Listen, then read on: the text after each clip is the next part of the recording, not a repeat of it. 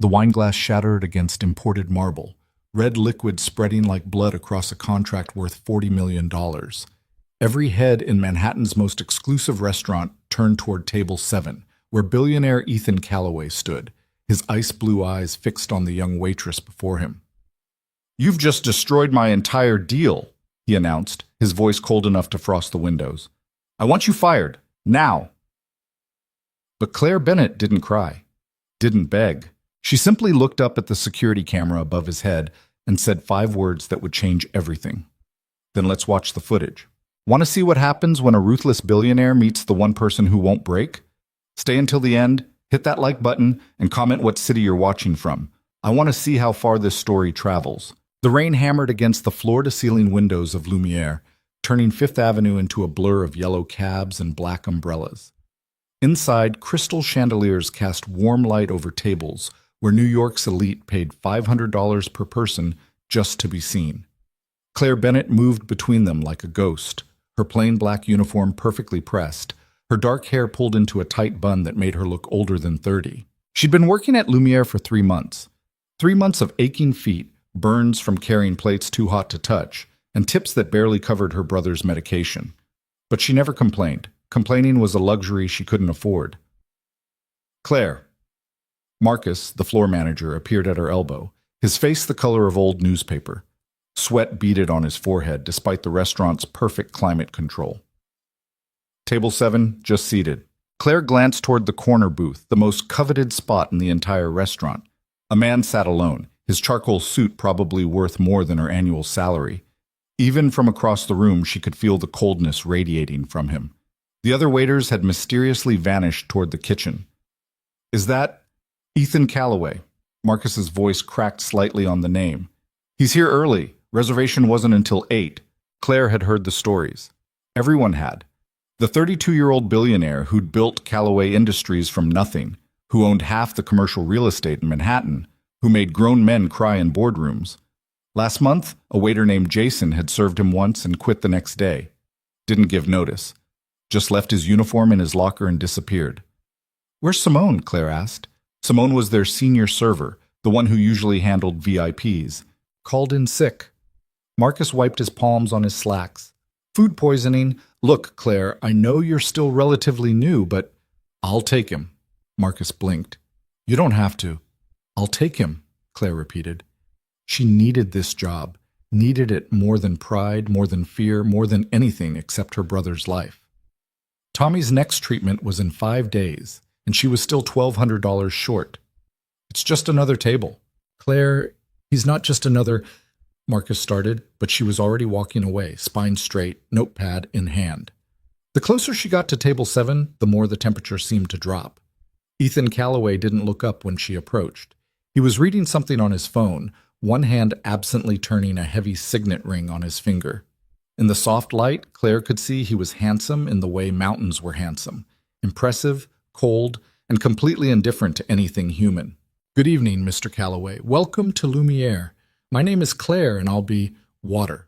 No ice. Lemon on the side, not in the glass." His voice cut through her greeting like a blade. Still, he didn't look up. Claire wrote it down, her hand steady. "Of course. Would you like to hear about our specials this evening?" "No." "May I bring you something from the bar while you decide?" I said no. Finally he looked up, and Claire felt the full force of those ice blue eyes. They were the kind of eyes that missed nothing, forgave less. Is there something unclear about that word? A normal person would have flinched. Claire had been flinching her whole life. From her father's alcoholic rages, from bill collectors, from doctors delivering bad news about Tommy. She'd used up all her flinches years ago. "Not at all, sir. I'll bring your water right away." She turned to go, but his voice stopped her. "The last server who brought me water had the audacity to include ice despite my explicit instructions. Do you know what happened to him?" Claire turned back. Across the restaurant, she could see Marcus watching, probably already drafting her termination notice in his head. "I imagine he doesn't work here anymore." "Correct." Ethan's mouth curved slightly, but it wasn't a smile. Sharks probably made that expression before they bit. "I don't tolerate incompetence. I don't tolerate excuses. I don't tolerate anything less than perfection. Do you understand?" "Yes, sir." "Do you?" He leaned back, studying her like she was a stock report that wasn't adding up. Because you don't look frightened. Should I be? The question surprised him. Claire could tell because his eyes narrowed fractionally, the first crack in his perfect ice sculpture facade. Most people are, he said slowly. I'm not most people. It was out before she could stop it. Too honest, too direct. Marcus would have a heart attack. But something in Ethan Calloway's perfect armor made her want to push back, just a little, to prove she existed. For a long moment he said nothing. Then, water, no ice, lemon on the side. If I find a single ice crystal in that glass, you're fired. Go. Claire went. In the kitchen, chaos reigned.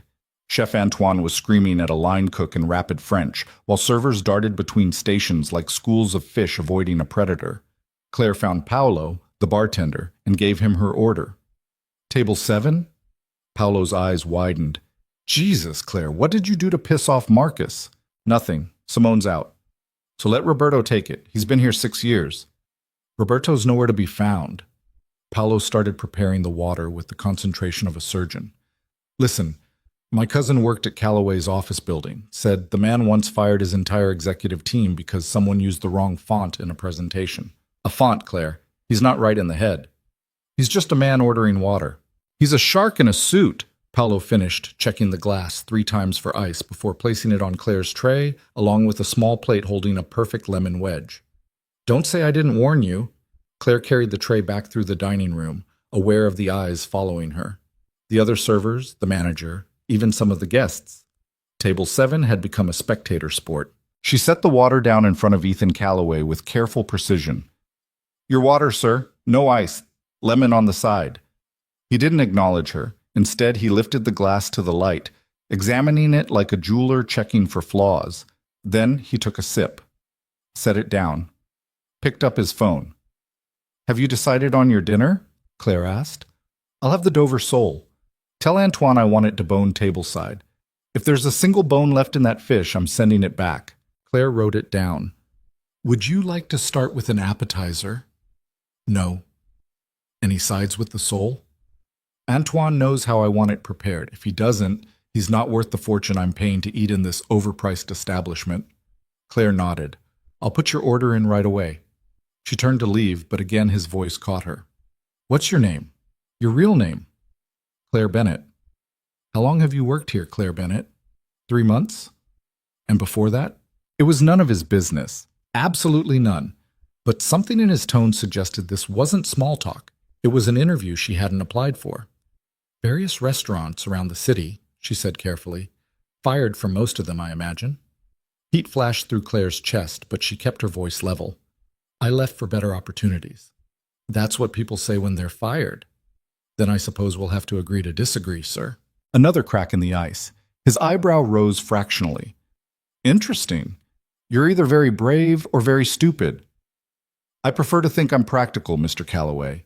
You asked a question. I answered honestly. If you prefer I lie to make you feel better, I can do that too. The words hung in the air between them. Across the room, Marcus looked like he was about to pass out. But Ethan Calloway laughed. It was a short, sharp sound like breaking glass. No one talks to me like that. Maybe they should. My Dover soul, Claire Bennett, before I die of old age. Claire walked away, her heart hammering against her ribs. What was she doing? She needed this job, needed it desperately. And here she was, practically begging to be fired. In the kitchen, she handed the order to the expo station. Antoine saw the table number and his face went pale. Merde. He's back? He wants the sole de bone tableside. Of course he does. Antoine grabbed one of his sous chefs. Michelle, you're doing table 7. I'm not going near that man after last time. What happened last time? Claire asked. Antoine's laugh was bitter. I prepared a perfect bouillabaisse. Perfect. 20 years I've been making bouillabaisse. He took one bite and said it reminded him of cat food. Not that it tasted like cat food, that it reminded him of cat food. What does that even mean? It means he's testing you, Claire said quietly. Testing? Antoine looked at her like she'd grown a second head. For what? I don't know yet. While she waited for the food, Claire checked on her other tables. An anniversary couple celebrating 40 years together. A group of businesswomen closing some kind of deal. A father and daughter, the girl around 7, giggling over her pasta. Normal people, living normal lives. No idea that across the room sat someone who could probably buy and sell everyone in the restaurant and still have change left over. Claire refilled water glasses, brought fresh bread, smiled until her face hurt, all while tracking table 7 from the corner of her eye. Ethan Calloway sat alone in his corner booth, surrounded by empty chairs and walls of his own making. His phone rang 3 times. He ignored it every time. When the Dover sole was ready, Michelle and Claire brought it out together. Michelle carried the guerdon cart, his hand shaking slightly as he positioned it beside table 7. The fish was perfect, golden brown, still sizzling slightly, the smell of butter and lemon filling the air. "Your Dover sole, Mr. Calloway," Michelle said, his accent thicker than usual. "I will debone it for you now." "Will you?" Ethan didn't look up from his phone. "How reassuring." Michelle began the process, his knife moving with practiced precision, separating flesh from bone, checking for missed pieces, his movements careful and exact. Claire had seen him do this 100 times. He was an artist. "There," Michelle said finally, stepping back. "Bon appétit?" "Wait." Michelle froze. Ethan Calloway set down his phone. He picked up his fork and knife, cut a small piece of the fish, and lifted it to his mouth. Chewed slowly. Swallowed. "Overcooked." Michelle's face crumpled. "Sir, I assure you, I didn't ask for your assurance. I stated a fact. This fish is overcooked. The texture is wrong. Take it back." "Mr. Calloway, please, if you just... Are you arguing with me?" The temperature in the restaurant dropped 10 degrees. At nearby tables, conversations faltered. Everyone was watching now, not even pretending otherwise. "No, sir, I just..." "Then take it back. Now." Michelle grabbed the plate with shaking hands and fled toward the kitchen. Claire remained, her notepad ready. "Would you like to order something else, Mr. Calloway?"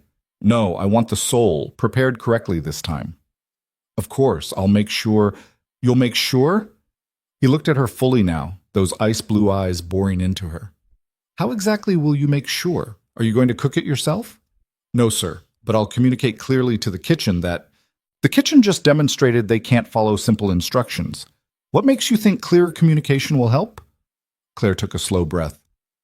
"Would you like to speak with the manager?" "I want my dinner. Is that too much to ask in an establishment that charges what you charge?" "Not at all. I'll have it prepared immediately." She turned to go, but his voice followed her. "Claire Bennett." She stopped. "You're taking this remarkably well." "Taking what well, sir?" "My complete dissatisfaction with every aspect of this experience." Claire turned back. "You're unhappy with your meal. That's unfortunate, but it's not the end of the world. We'll correct it." "Just like that?" "Just like that." He studied her for a long moment. "You really aren't afraid of me." It wasn't a question, but Claire answered anyway. "Should I be? You're a paying customer with a complaint. I'm a server trying to fix it. This isn't complicated." "Everything is complicated. Only if you make it that way." Another crack, wider this time.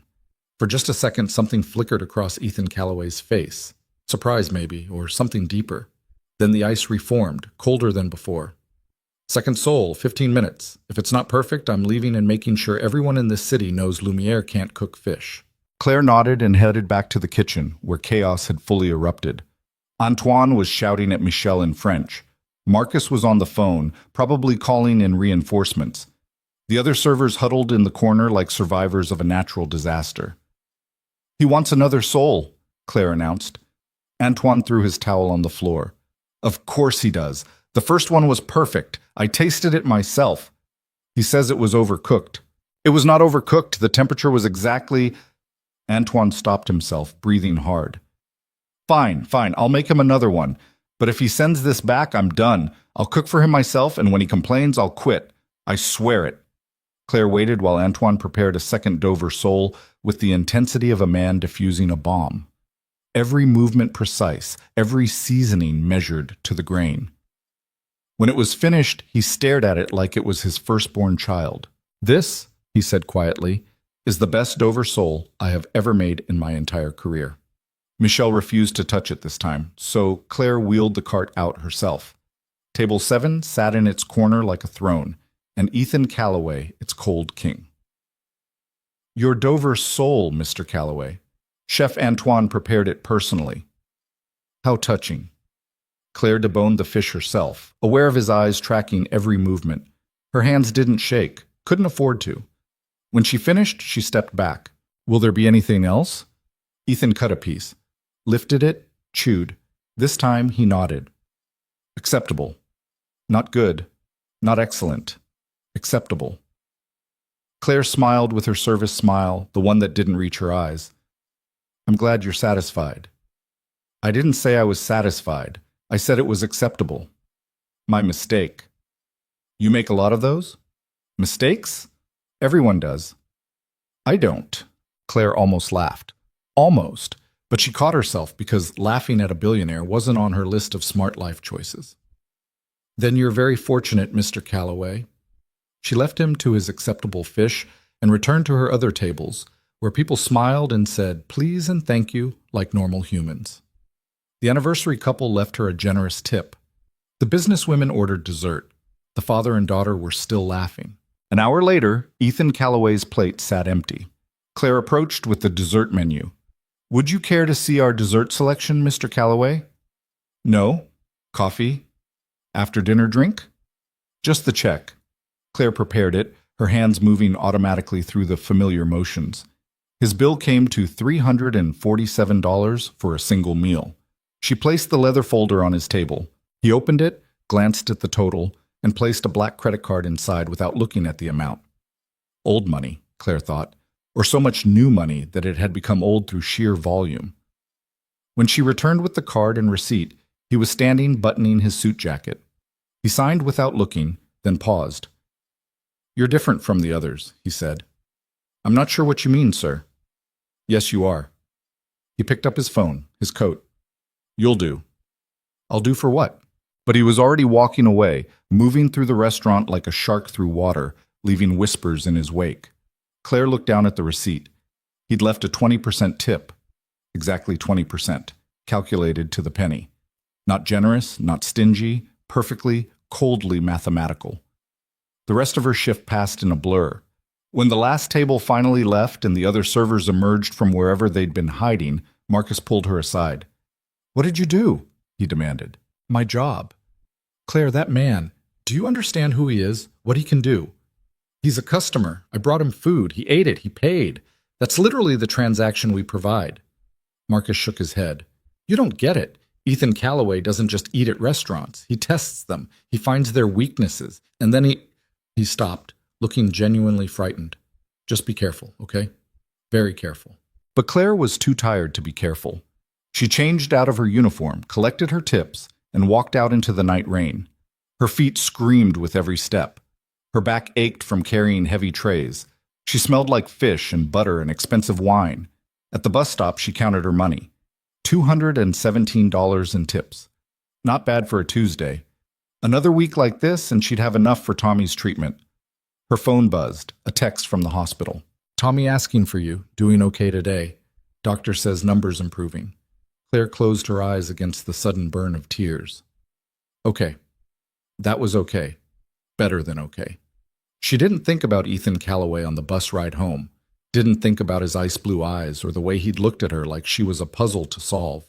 He was just another difficult customer in a city full of them. She had no way of knowing that across town, in a penthouse apartment overlooking Central Park, Ethan Calloway sat in the dark and thought about the waitress who hadn't flinched, who'd met his eyes and spoken to him like he was human. It had been so long since anyone had done that. His phone sat on the table beside him, showing a list of tomorrow's appointments. 17 meetings, 4 conference calls, a charity gala he'd promised to attend. All of it felt suddenly, crushingly pointless. On his desk sat a framed photo he never looked at anymore. A younger version of himself, smiling, his arm around a woman who shared his eyes, his sister, Sarah, before the accident, before everything ended. Ethan picked up the photo, studied it in the dim light, then set it face down. Tomorrow, he decided, he would return to Lumiere. Tomorrow, he would see if Claire Bennett was really as unbreakable as she appeared. Tomorrow, he would test her properly. And maybe, though he barely admitted it even to himself, Maybe tomorrow he would feel something other than the crushing weight of loneliness that had become his constant companion. The rain continued to fall on Manhattan, washing the streets clean of the day's accumulated sins. In the darkness, the city slept, unaware that something had shifted, that a billionaire and a waitress had met, circled each other, and found, for just a moment, that neither was quite what they appeared. It was only the beginning. Ethan Calloway returned to Lumiere 3 nights later. Claire saw him the moment he walked through the door, his presence cutting through the restaurant's ambient noise like a knife through silk. Marcus actually dropped the wine bottle he was holding. It shattered against the marble floor, deep red spreading across white stone. "Clean that up," Ethan said without looking at him, already heading toward table 7. This time, Claire didn't wait for assignment. She grabbed her notepad and walked straight to his table, ignoring the panicked look Marcus shot her way. "Good evening, Mr. Calloway. Water, no ice, lemon on the side." He looked up, and something flickered across his face. Surprise, maybe, that she'd remembered. "You're learning." "It's my job to remember." "Most people forget what I tell them 30 seconds after I say it." Claire set down the water glass she'd prepared in advance. "Then maybe you should hire better people." His eyes narrowed. "Careful, Claire Bennett. That almost sounded like advice." "Observation, not advice. You don't strike me as someone who takes advice." "You're right, I don't." He picked up the menu, though Claire suspected he already knew what he wanted. "Tell me, do you enjoy working here?" The question caught her off guard. "It's a job." "That's not what I asked." Claire hesitated. The truth was complicated, tied up with bills and medical debts, and a brother who needed her. But Ethan Calloway didn't care about any of that. "The pay is decent. The hours are long. It's fine." "Fine." He set down the menu. "What a depressing word." "Not everyone gets to love what they do." "No," he agreed quietly. "They don't." Something in his tone made Claire look at him more closely. For just a second, the ice cracked, and she saw something underneath, something tired. Then it was gone. "I'll have the ribeye. Medium rare. If it comes out medium, I'm sending it back." "Understood. Any sides?" "Surprise me." Claire blinked. "I'm sorry?" "You heard me. Choose something. Let's see if you have any taste."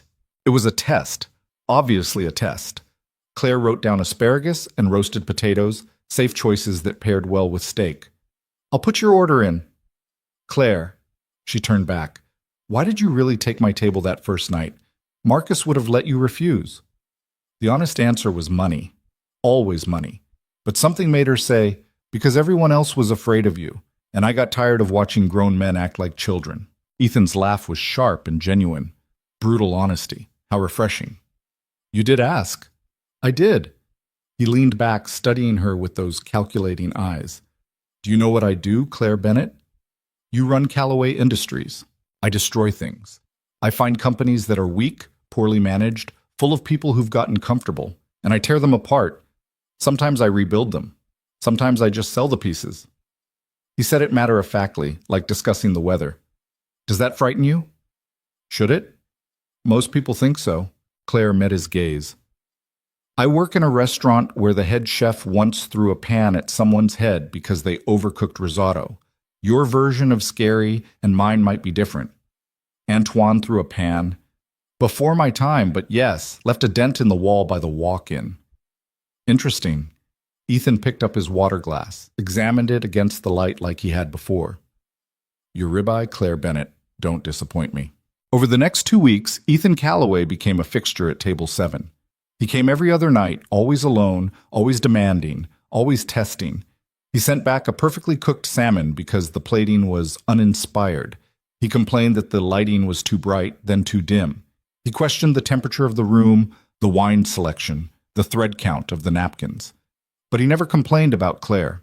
The other servers watched in fascination as she handled each impossible demand with the same calm efficiency. When he criticized the bread for being too warm, she brought him room-temperature bread. When he said his steak knife wasn't sharp enough, she personally selected a new one from the kitchen. When he invented reasons to be dissatisfied, she fixed them without argument. "Why don't you just quit?" Roberto asked one night in the kitchen. The man is clearly unhinged. Claire was loading her tray with appetizers for table 12. "He tips well. He tips exactly 20%, every single time, like a robot." 20% is 20%. You know what I mean. Roberto lowered his voice. He's obsessed with you, Claire. It's weird. He's not obsessed. He's bored. That's not better. Maybe it wasn't, but Claire had noticed something the others hadn't. Each time Ethan came in, he stayed a little longer, ordered a little more. The ice in his voice had started to thaw by microscopic degrees. Last Tuesday, he'd actually said please when asking for more water. It was progress, even if she wasn't sure what she was progressing toward. On a Thursday evening, 3 weeks after their first meeting, Ethan arrived early again. But this time, he wasn't alone. A little girl walked beside him, maybe 6 years old, with dark curls and a velvet dress that probably cost more than Claire's monthly rent. The restaurant went silent. Marcus appeared at Claire's elbow, his voice barely a whisper. That's his daughter, Emma. No one even knew he had a daughter. Claire watched as Ethan helped Emma into the booth, his movements careful in a way she'd never seen before. When he settled beside her, his entire posture had changed. The sharp edges were still there, but softer somehow. I'll take them, Claire said. Are you sure? If he's difficult when he's alone, I'm sure. She approached the table with 2 menus. Ethan looked up, and for the first time since they'd met, he almost smiled. Claire, this is my daughter, Emma.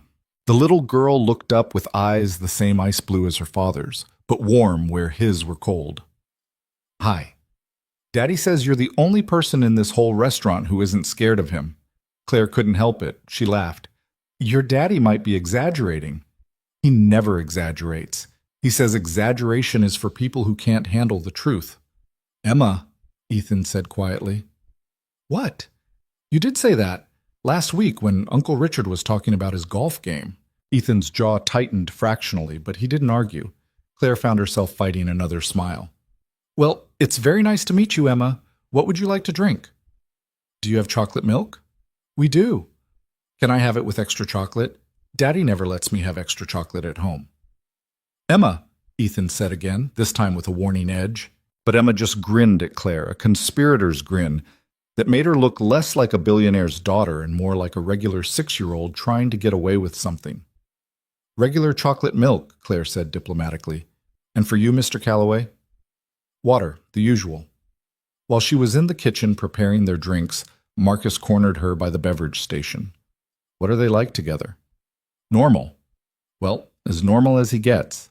I've worked here 8 years. This is the first time he's brought anyone with him. Marcus looked genuinely shaken. What does it mean? Claire didn't know, but she suspected it meant something. When she returned with the drinks, Emma was chattering about her day at school, while Ethan listened with an intensity that seemed almost painful, like he was memorizing every word. And then Madison said her dad could beat up anyone's dad, but I said my daddy owns half of New York, so he doesn't need to beat anyone up. He can just buy their building and make them move. Emma, we talked about this. I know. Money is private, not for bragging. Emma rolled her eyes in a way that was so perfectly childlike that Claire had to bite back another smile. But she was being mean about Tyler's dad just because he drives a taxi, and that's not fair. You're right. It's not fair. Ethan looked at his daughter, and something in his expression made Claire's chest ache. What did you do? I told Madison that Tyler's dad knows every street in the whole city, and that's like being a superhero, and my daddy just sits in an office all day telling people they're wrong. Claire turned away quickly, pretending to check her notepad, because the laugh that wanted to escape would definitely get her fired. When she turned back, Ethan was looking at her, one eyebrow raised. Something funny, Claire? Not at all, sir. Are you ready to order? Emma wanted chicken fingers and fries, which weren't on the menu, but which Antoine prepared anyway after Claire explained the situation. Ethan ordered the duck, then proceeded to quiz Emma on her multiplication tables while they waited for the food. Claire checked on them periodically between her other tables. Each time the scene was slightly different, but fundamentally the same. Ethan, rigid and controlled, listening to Emma, wild and free. They were like matter and antimatter, somehow existing in the same space without destroying each other. When the food arrived, Emma declared her chicken fingers the best she'd ever had. Ethan ate his duck in methodical bites, cutting each piece to the exact same size. Daddy, you're being weird again, Emma announced. I'm eating. You're counting, I can tell. I'm not counting. You count everything. It's weird. Ethan set down his fork. Eating in a structured manner is not weird, Emma. It's efficient. It's weird, Emma insisted. Then she turned to Claire, who'd just approached to refill water glasses. Don't you think it's weird when people cut their food all the same size? Claire looked at Ethan, who was watching her with an expression that clearly said, choose your next words very carefully. I think, Claire said slowly, that everyone has their own way of doing things. And as long as they're not hurting anyone, it's okay to be a little different. Emma considered this. I guess, but it's still weird. Emma, finish your dinner. I am finishing it, see? She shoved 3 French fries in her mouth at once, chipmunk style. That's not what I... Ethan stopped, sighing. Use your napkin. For the next 20 minutes, Claire watched a billionaire slowly lose a battle of wills with a 6-year-old over proper table manners. Emma won by sheer persistence, negotiating her way into a dessert despite Ethan's insistence that it was a school night. But Daddy, we never go out to dinner, just you and me. This is special. Ethan's expression did something complicated. Fine. 1 dessert. You're sharing. Deal. They ordered the chocolate cake, and when it arrived, Emma immediately claimed the entire thing. I said we'd share. I didn't say when. Emma Marie Calloway. What? I'm 6. I need my strength. Claire excused herself before she started laughing, but she could hear Ethan's exasperated sigh from halfway across the restaurant. When she returned to clear their plates, Emma had chocolate on her face, and Ethan looked exhausted in a way that had nothing to do with work. Thank you, Claire, Emma said suddenly. This was really fun. I'm glad you enjoyed it. You're nice, nicer than Mrs. Henderson. Who's Mrs. Henderson? My nanny. She's mean. She makes me eat vegetables. Vegetables are important, Claire said. That's what Daddy says, but he doesn't eat them either. Emma, that's enough. But Emma was on a roll now. He says he'll eat vegetables when I eat vegetables, but then we both just don't eat vegetables and Mrs. Henderson gets mad. Ethan closed his eyes briefly, like a man accepting defeat. The check, please, Claire. When she brought it back, Emma was yawning, her energy finally depleted. Ethan signed the receipt and stood, helping his daughter into her coat. Say goodnight, Emma. Good night, Claire. I hope you're here next time. I hope so, too. Ethan paused at the table, his hand on Emma's shoulder. She likes you. Emma doesn't like many people. She seems like a good kid. She's the only good thing I've ever done. He said it quietly, almost to himself. Then he seemed to realize what he'd said, and the ice reformed. Thank you for your service. They left, Emma's small hand in Ethan's large one, and Claire felt something shift in her understanding of the man who'd been testing her for 3 weeks. He wasn't just cruel. He was broken. And break people did cruel things to protect whatever pieces they had left. That weekend, Claire worked a double shift to cover for Roberto, who'd called in sick. Her feet were screaming by hour 6, and her smile had become a grimace she couldn't quite hide. When Ethan walked in at 8 p.m., alone again, she almost groaned. Good evening, Mr. Calloway. You look tired. I'm fine. That's not what I observed. Claire poured his water with hands that shook slightly from exhaustion. It's been a long day. I'll be fine. When does your shift end? 11. That's 3 more hours. I can count, thank you. He raised an eyebrow at her tone. Careful. I'm sorry. That was unprofessional. Claire rubbed her temples where a headache was forming. What can I get you for dinner? Why are you working a double? Because Roberto is sick and we're short-staffed. They couldn't find someone else? Mr. Calloway, I appreciate your concern, but it's not concern, it's observation. You're exhausted. Exhausted servers make mistakes. I don't like mistakes. Of course. Not concern. Never concern. Just his obsession with perfection. I'll try not to spill anything on you, Claire said flatly. See that you don't. But something in his eyes suggested he was almost amused. I'll have the salmon, and sit down. I'm sorry? You heard me. Sit. I can't sit down, I'm working. You're about to fall down. Sit for 2 minutes while I decide what I want. Consider it a customer request. Claire glanced around the restaurant.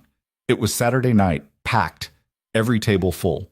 Marcus would have an aneurysm if he saw her sitting with a customer, but her legs were screaming, and Ethan was looking at her with something that might have been actual human concern hiding under all that ice.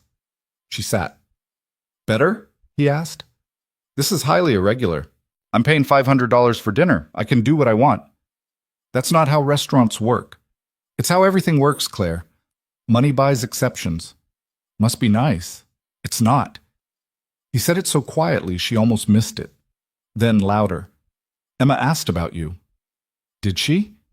She wanted to know if you were real or if I made you up. Claire blinked. Why would she think you made me up? Because apparently I never talk about real people. Only work. She was suspicious that I'd mentioned you 3 times. 3 whole times. I'm honored. You should be. I don't talk about anyone. They sat in silence for a moment. Around them, the restaurant hummed with life, laughter, conversation, the clink of silverware against china. Normal life, happening all around them while they existed in this strange bubble of honesty. Why do you come here? Claire asked suddenly. Really? Not the food, not the atmosphere. Why? Ethan was quiet for so long she thought he might not answer. Then, because everyone here is terrified of me except you, and I'm trying to figure out why. Maybe I'm just stupid. You're not stupid. He leaned back. Stubborn, maybe. Reckless, definitely, but not stupid. Thank you. It wasn't a compliment. Smart people know when to be afraid. Then I guess I'm not as smart as you think. No, he said slowly. I think you're smarter than I thought. You're just afraid of different things. The observation cut too close to truth. Claire stood abruptly. Your salmon, Mr. Calloway. I'll put it in right away. Claire. She stopped but didn't turn around. Take care of yourself. I have high standards. I can't have you collapsing mid-service. It should have been insulting. Probably was meant to be. But Claire heard what he wasn't saying. I care if you're okay, but I don't know how to say it without making it about me. I'll do my best, sir. The rest of the shift passed in a blur of exhaustion and automatic movements. Ethan ate his salmon without complaint, left his 20% tip, and disappeared into the night. Claire made it to 11 p.m. through sheer willpower, changed out of her uniform with numb fingers, and stumbled to the bus stop. Her phone buzzed. Tommy. Late shift? Double. Home soon. You take your meds? Yes, Mom.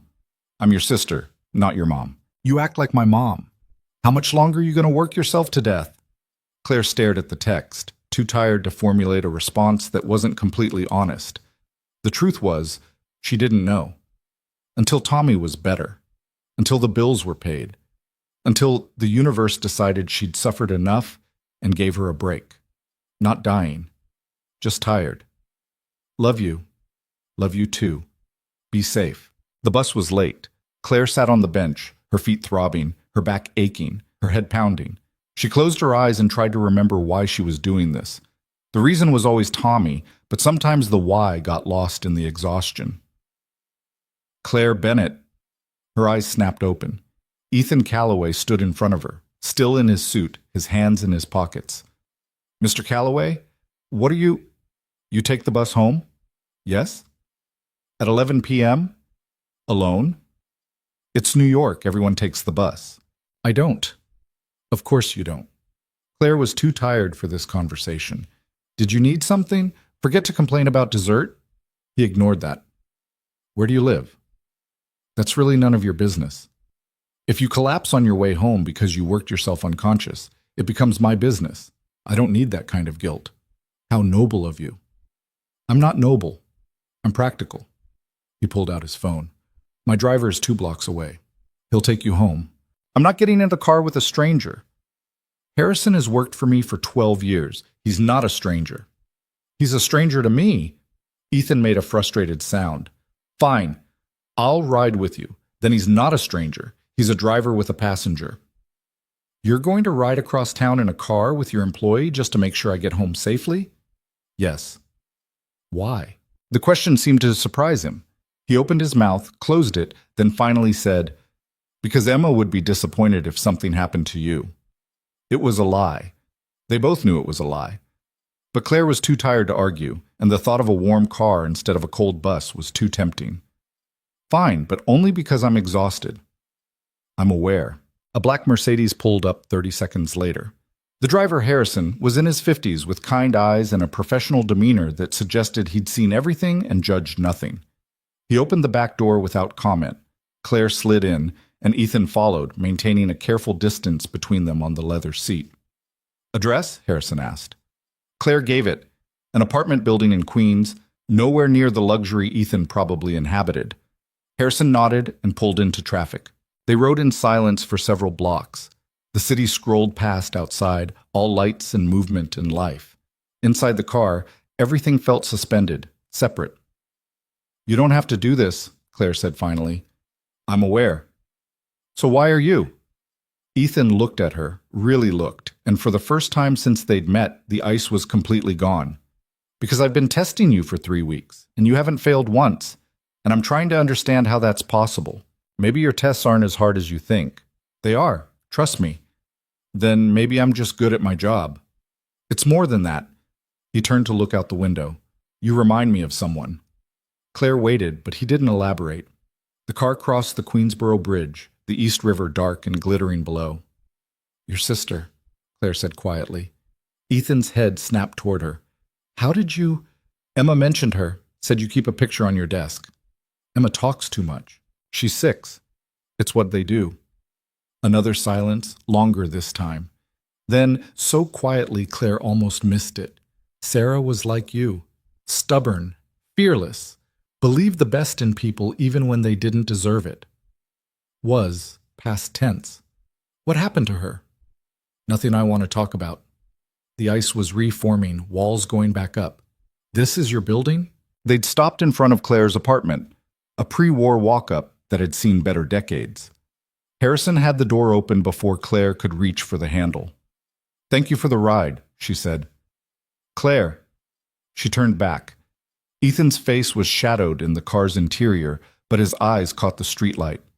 "You're not afraid of me because you've already faced worse, haven't you?" It wasn't really a question.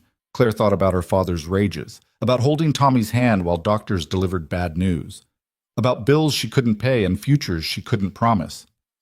"Good night, Mr. Calloway." "Ethan," he said. "When we're not in the restaurant, call me Ethan." "We're never not in the restaurant." "We are now."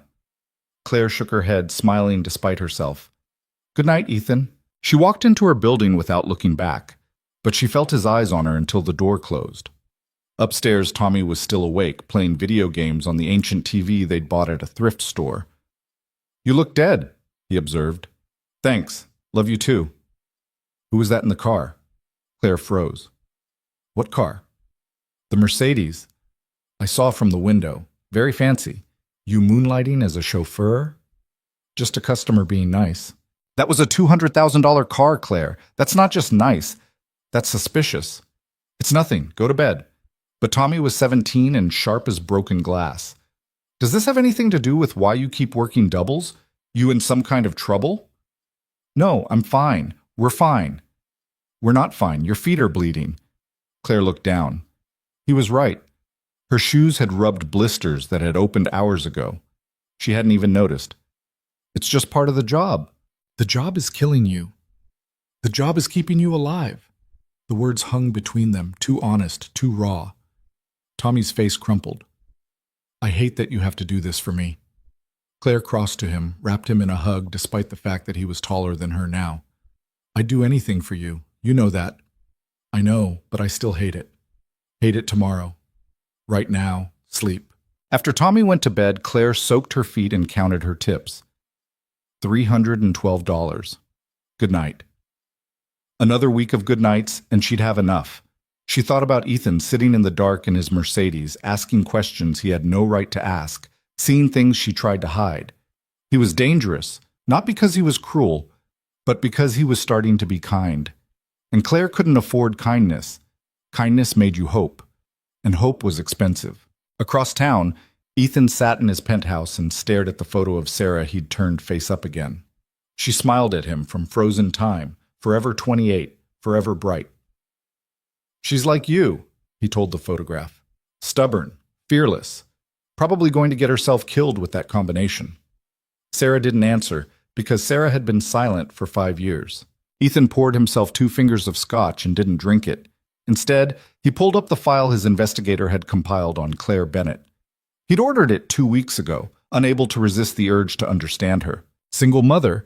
No, wait, single sister, raising a younger brother.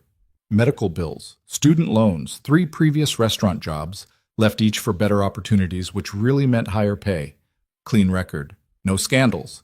Nothing interesting except the fact that she worked herself half to death and never complained. She was exactly what she appeared to be, a good person in a bad situation doing her best. Ethan hated it. He hated that people like Claire existed, people who tried and failed and kept trying anyway, people who believed that working hard mattered, that being good mattered, that the universe eventually rewarded the deserving, because he knew the truth. The universe didn't care. Good people suffered. Bad people won. And the only thing that mattered was power. But looking at Claire's file, at the determined set of her jaw and the ID photo from her previous job, Ethan felt something he hadn't felt in years. He felt wrong. The wrongness festered in Ethan's chest for 3 days before he acted on it. On Wednesday evening, he arrived at Lumiere with a leather portfolio and a look on his face that made even the hostess step back.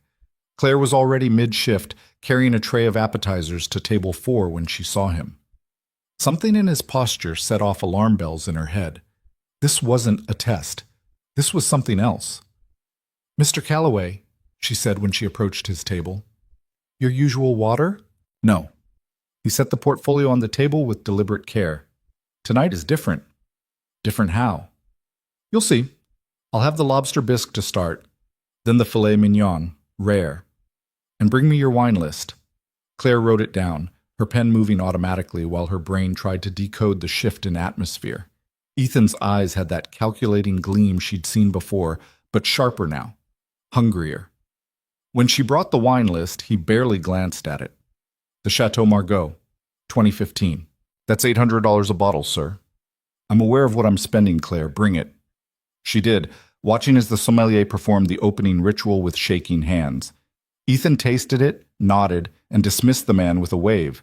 Then he poured a second glass and set it across from him. "Sit." "I can't." "You can. I'm requesting your presence. Marcus won't object if I'm requesting it." Claire glanced toward the manager, who looked like he was having a small stroke but nodded frantically. She sat, feeling exposed, wrong, like an actor who'd walked onto the wrong stage. "I don't drink on shift." "You do tonight." Ethan pushed the glass toward her. "Humor me." "Why?" "Because I'm about to make you an offer, and I want you relaxed when you hear it." Every instinct Claire had screamed danger. What kind of offer? The kind that changes lives. He sipped his wine, watching her over the rim. "I've been observing you for over a month now, Claire. Testing you, pushing you, trying to find your breaking point. I noticed. You never broke, not once. Do you know how rare that is?" "I don't break easy." "No, you don't." He set down his glass. "I need someone like that. Someone I can trust, absolutely. Someone who won't lie to me, won't steal from me, won't sell me out the moment a better offer comes along." Claire's heart started pounding. "What are you talking about?" "I'm talking about a job, Claire, a real job. Not serving overpriced fish to people who don't appreciate it. A position in my organization. Executive assistant, 6-figure salary, full benefits. Everything you need to take care of your brother properly." The words hit like a physical blow. Claire actually felt dizzy.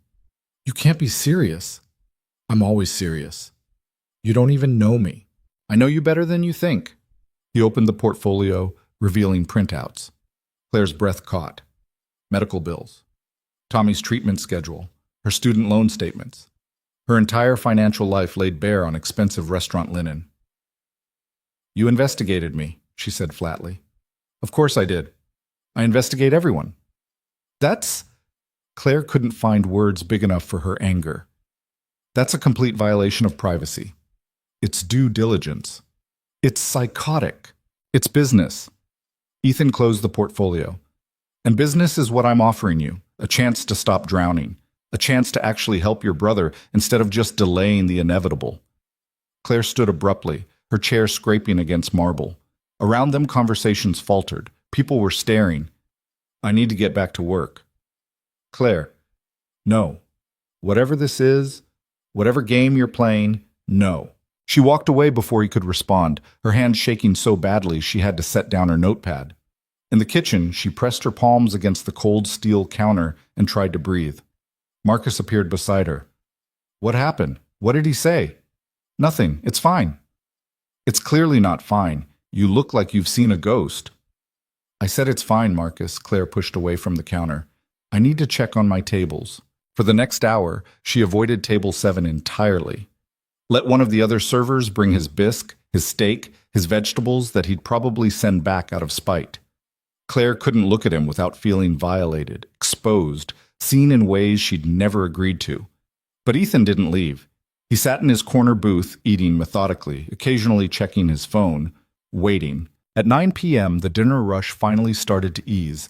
Claire was clearing table 12 when Marcus appeared again, looking apologetic. He's asking for you specifically. Tell him I'm busy. Claire, he's already been sitting there for 2 hours. If you don't go, he's going to complain to management, and fine, fine. She approached table 7 like a prisoner approaching the gallows. Ethan looked up from his phone, his expression unreadable. Your shift ends at 10, he said. Is that a question or another invasion of my privacy? Neither. It's a statement of fact. He pulled out his wallet, extracted a business card, and set it on the table. My offer stands. 6 figures, full benefits, a chance to stop living paycheck to paycheck and actually build a future. I don't want your job. Why not? Because nothing is free, especially not from men like you. Something flickered across his face. Anger, maybe, or hurt. Men like me. Billionaires who play games with people's lives, who investigate their employees like criminals, who think money solves everything. Money does solve most things, Claire. Your brother's medical bills, for instance. It was a low blow, and they both knew it. Claire felt her composure crack for the first time in weeks. Don't, she said quietly. Don't use Tommy against me. I'm not using him against you. I'm offering you a way to actually help him. By doing what? Being your assistant? Running your errands? Pretending to respect you while you treat everyone around you like garbage? Ethan's jaw tightened. Is that what you think I want? I don't know what you want, and frankly, I don't care. She turned to leave again, but this time he stood, his voice carrying across the restaurant. I want someone honest. Claire froze. I want someone who'll tell me the truth, even when it's uncomfortable. Someone who won't yes-man me to death or smile while planning to stab me in the back. I want someone I can trust, Claire, and trust is a commodity I can't buy, no matter how many billions I have. The restaurant had gone completely silent. Every eye was on them. You barely know me, Claire said without turning around. I know enough. I know you work doubles when you can barely stand. I know you take the bus home alone at 11 p.m. because you can't afford a car. I know you've been raising your brother since you were 23 because your parents weren't worth the air they breathed. I know you're drowning, Claire, and I'm offering you a life raft. She turned slowly. And what do you get out of it? Someone I can trust. Someone who's already proven they can handle pressure without breaking. Is that what these past weeks were? A job interview? Yes. The honesty of it was almost worse than the manipulation. Claire stared at him, this man in his expensive suit with his expensive wine and his complete lack of understanding about how normal people lived. I don't trust you, she said. I know, but you will. You're incredibly arrogant. I'm realistic. You need what I'm offering, and I need what you have. He picked up the business card, held it out. Think about it. You have until Friday. And if I say no, then I'll stop coming here, and you'll keep working yourself to death for tips that barely cover rent. Your choice. Claire took the card, not because she wanted to, but because refusing felt like giving him more power than accepting. This conversation is over. For now. She walked away, tucking the card into her apron pocket, where it burned like a hot coal against her hip. The rest of her shift passed in a haze. She brought food, cleared plates, smiled at customers who had no idea their waitress had just been offered an escape hatch from her entire life. When 10 o'clock finally came, she changed out of her uniform with mechanical movements and stepped into the alley behind the restaurant. The rain had started again, cold and relentless. Claire stood under the small awning, watching water cascade off the edge, trying to process what had just happened. You're thinking about it. She didn't jump. Part of her had expected Ethan to follow. Go away. In a minute, he stood beside her, far enough away to be respectful, but close enough that she could feel his presence. I meant what I said in there. Which part? The part where you admitted to stalking me, or the part where you tried to buy me? I didn't stalk you. I did research. Same thing. It's not. He was quiet for a moment. Sarah used to say the same thing, that I couldn't tell the difference between caring and controlling. There it was again. Sarah, the ghost that haunted every interaction. Tell me about her, Claire said. No. Why not? Because it's not your business. You made my entire life your business. I think that earns me one answer. Ethan was silent so long that Claire thought he might actually leave. Then, she died 5 years ago. Car accident. The other driver was drunk, ran a red light, T-boned her on the passenger side. She was dead before the ambulance arrived. The words were flat, emotionless, but Claire heard what lived beneath them, a grief so massive it had turned to stone. I'm sorry. Everyone's sorry. Sorry doesn't change anything. No, but it's still true. Another silence. The rain drummed against the awning, filling the space between them with white noise. She would have liked you, Ethan said finally. Sarah. She would have said you were too stubborn for your own good and then invited you over for dinner anyway. She sounds like she was kind. She was better than me in every way. He looked at Claire directly. I'm not a good man, Claire. I'm not going to pretend otherwise, but I'm a fair one. Work for me, and I'll pay you what you're worth. I'll protect you. I'll make sure your brother gets the best care money can buy. And what do I have to do in return? Your job. Nothing more, nothing less. It sounded simple. It sounded too simple. I need time to think. You have until Friday. After that, the offer expires. Why Friday? Because I'm impatient, and because you'll talk yourself out of it if I give you too long. He pulled out his phone. Harrison will drive you home. I can take the bus. You could, but you won't. The Mercedes pulled up 30 seconds later like it had been waiting. Probably had been. Ethan opened the door himself this time, a strange gesture that felt almost chivalrous. Claire got in because her feet hurt and because arguing felt pointless. Ethan didn't join her this time. He closed the door and stood in the rain, watching as Harrison pulled away from the curb. Through the rear window, Claire saw him standing there, getting soaked, looking more human than she'd ever seen him. At home, Tommy was waiting up again despite it being a school night. The fancy car is back, he observed. I know. You gonna tell me what's going on? Claire pulled out Ethan's business card, stared at it like it might explode. I got a job offer. Tommy's eyes widened. From Car Guy? From Car Guy. Doing what? Executive assistant, 6-figure salary, full benefits. Holy... Tommy stopped himself. That's amazing. Why do you look like someone died? Because there's no such thing as a free lunch, Tommy. And this guy, he's complicated. Complicated how? Complicated like he investigated my entire life without asking. Complicated like he's testing me for something I don't understand. Complicated like taking this job might be the smartest or stupidest thing I've ever done, and I can't tell which. Tommy studied her face. But you're thinking about it. Yeah, I'm thinking about it. Because of me. Because of the medical bills. Because of us. Because I'm tired, Tommy. I'm so tired of barely making it. So take the job. It's not that simple. Why not? Claire couldn't articulate why. Something about Ethan Calloway set off every warning bell in her head, even as something else recognized a kindred spirit. Someone damaged. Someone dangerous. Someone worth understanding. I have until Friday to decide, she said. Wednesday night, Claire didn't sleep. She lay in bed, staring at the ceiling, running the numbers. With Ethan's salary, she could pay off Tommy's medical bills in 6 months, could move them out of this apartment into something with heat that actually worked, could stop choosing between groceries and medication. But what was the real cost? Thursday morning, she called in sick to Lumiere for the first time ever. Marcus sounded shocked. Are you actually sick, or is this about Calloway? Does it matter? Claire, whatever he said to you. I'm fine, Marcus. I just need a day. She spent the day at the hospital with Tommy, sitting through his treatment, holding his hand while chemicals dripped into his veins and made him pale and nauseous. The bills for this single session would set her back another $1,000 she didn't have. "You should take that job," Tommy said between waves of nausea. "You don't even know what it is." "I know it's better than this. Better than watching you kill yourself to keep me alive. You're worth it." "Maybe, but you shouldn't have to choose."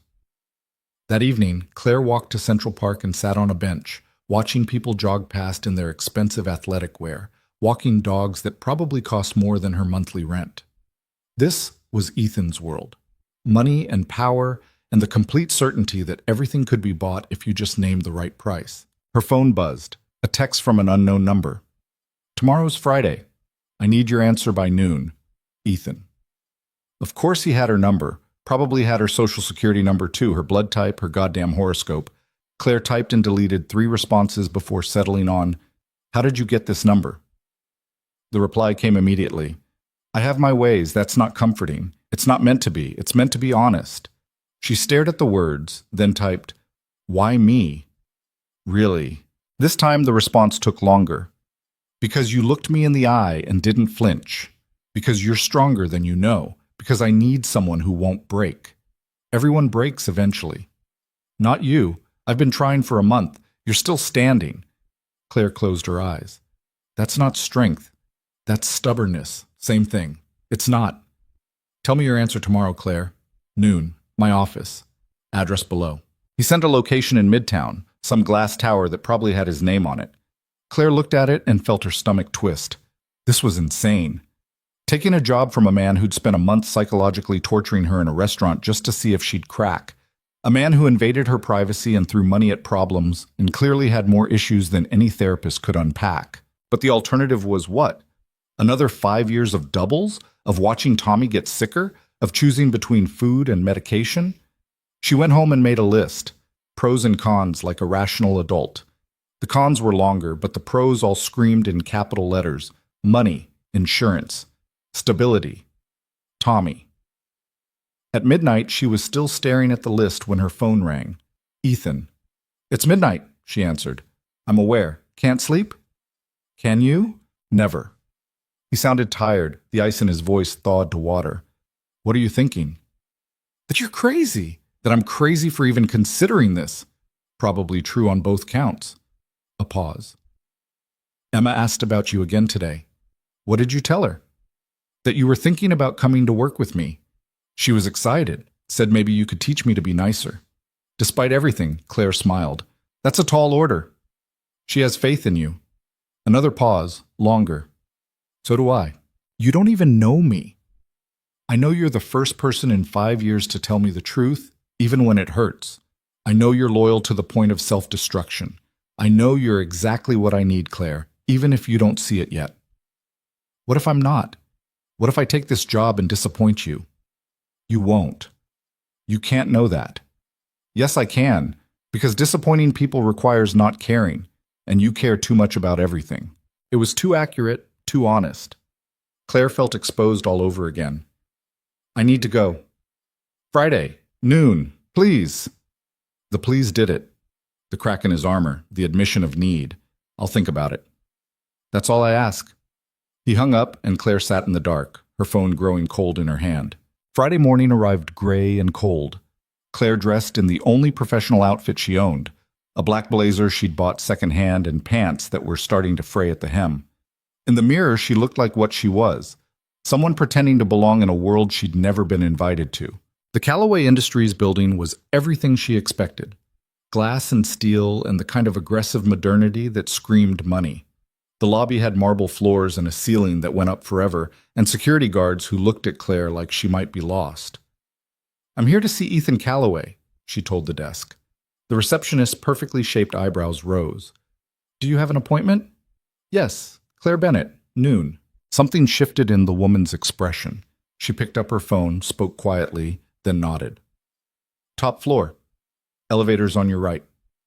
The elevator ride took forever.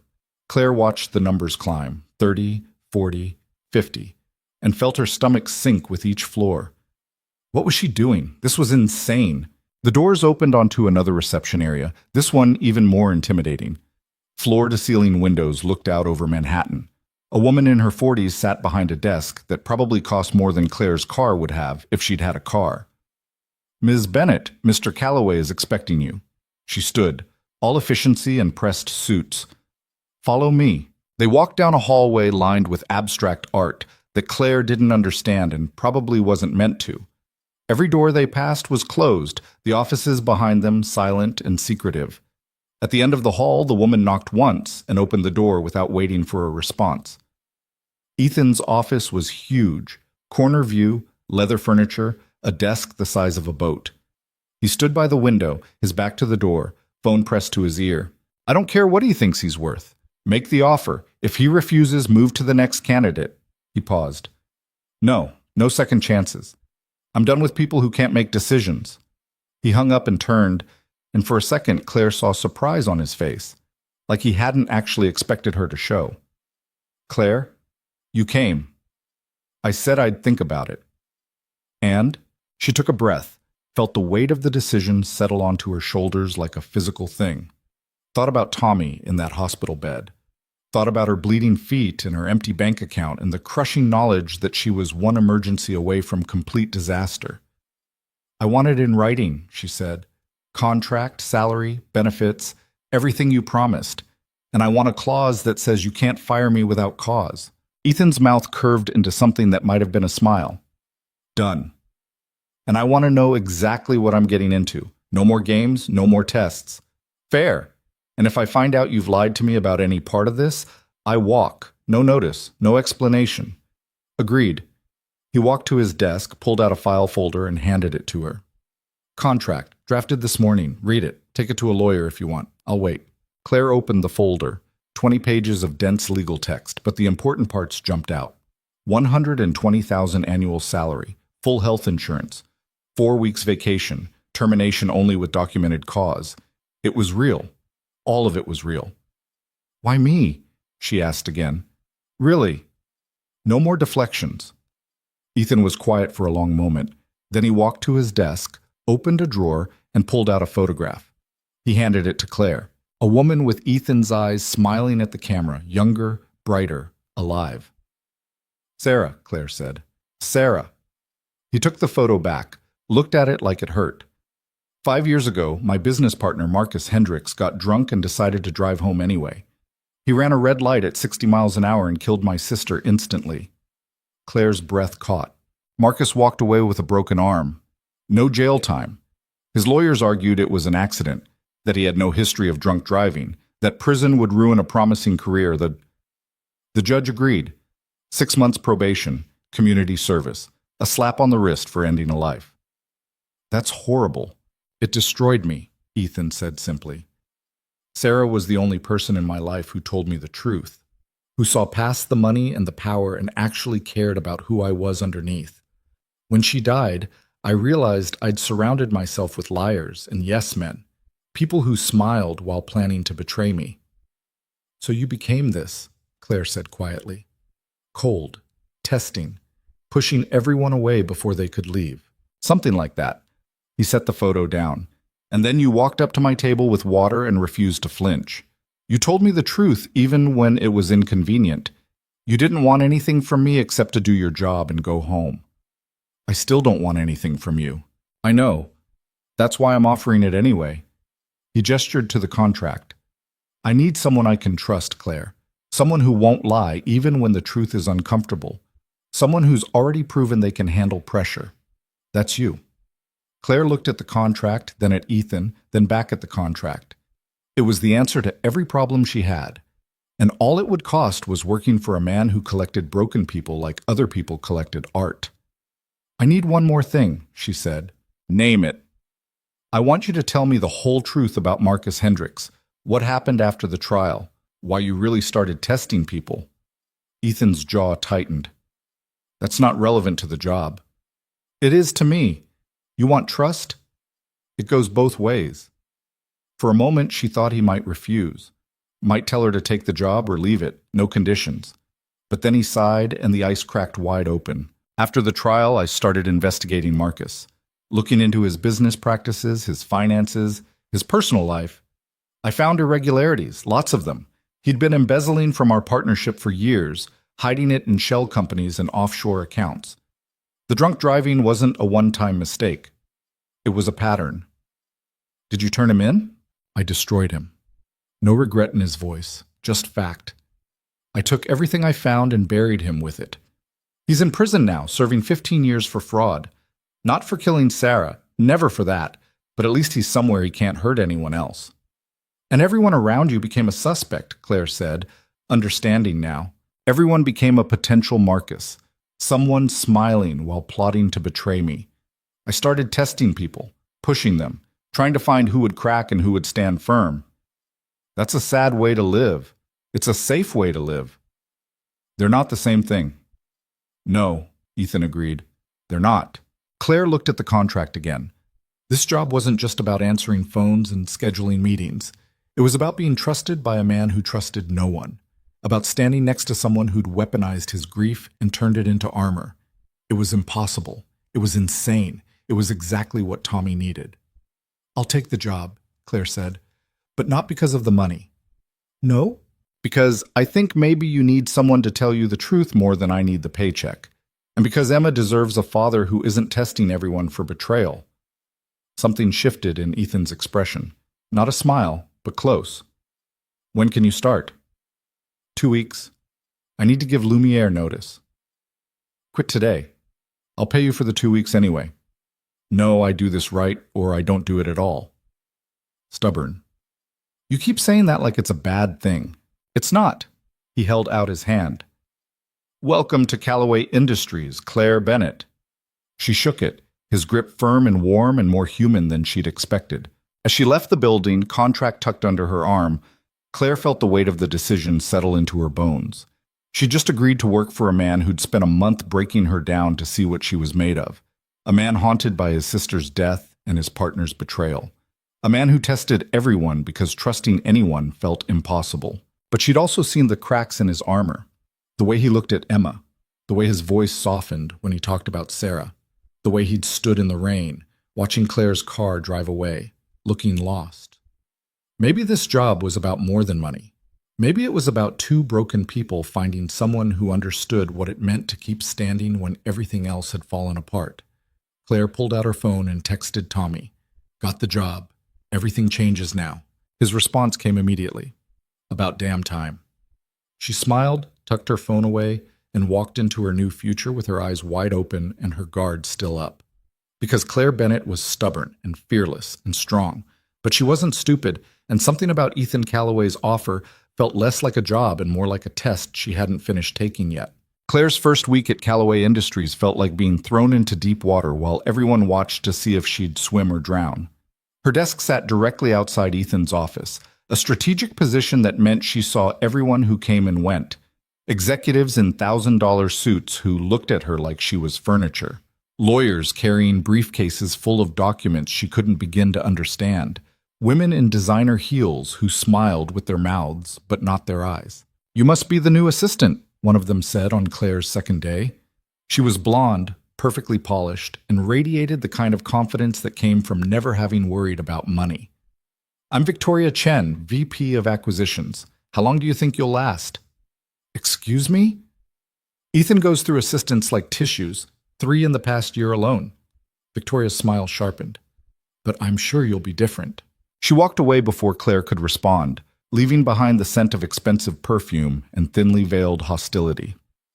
Don't mind Victoria, said a voice behind her. Claire turned to find a man in his 40s, gray at the temples, kind eyes. She's been trying to get promoted to COO for 2 years, sees everyone as competition. I'm just an assistant. No one is just anything around here. He held out his hand.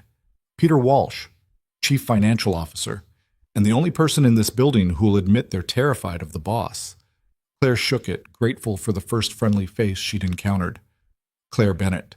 I know. Everyone knows.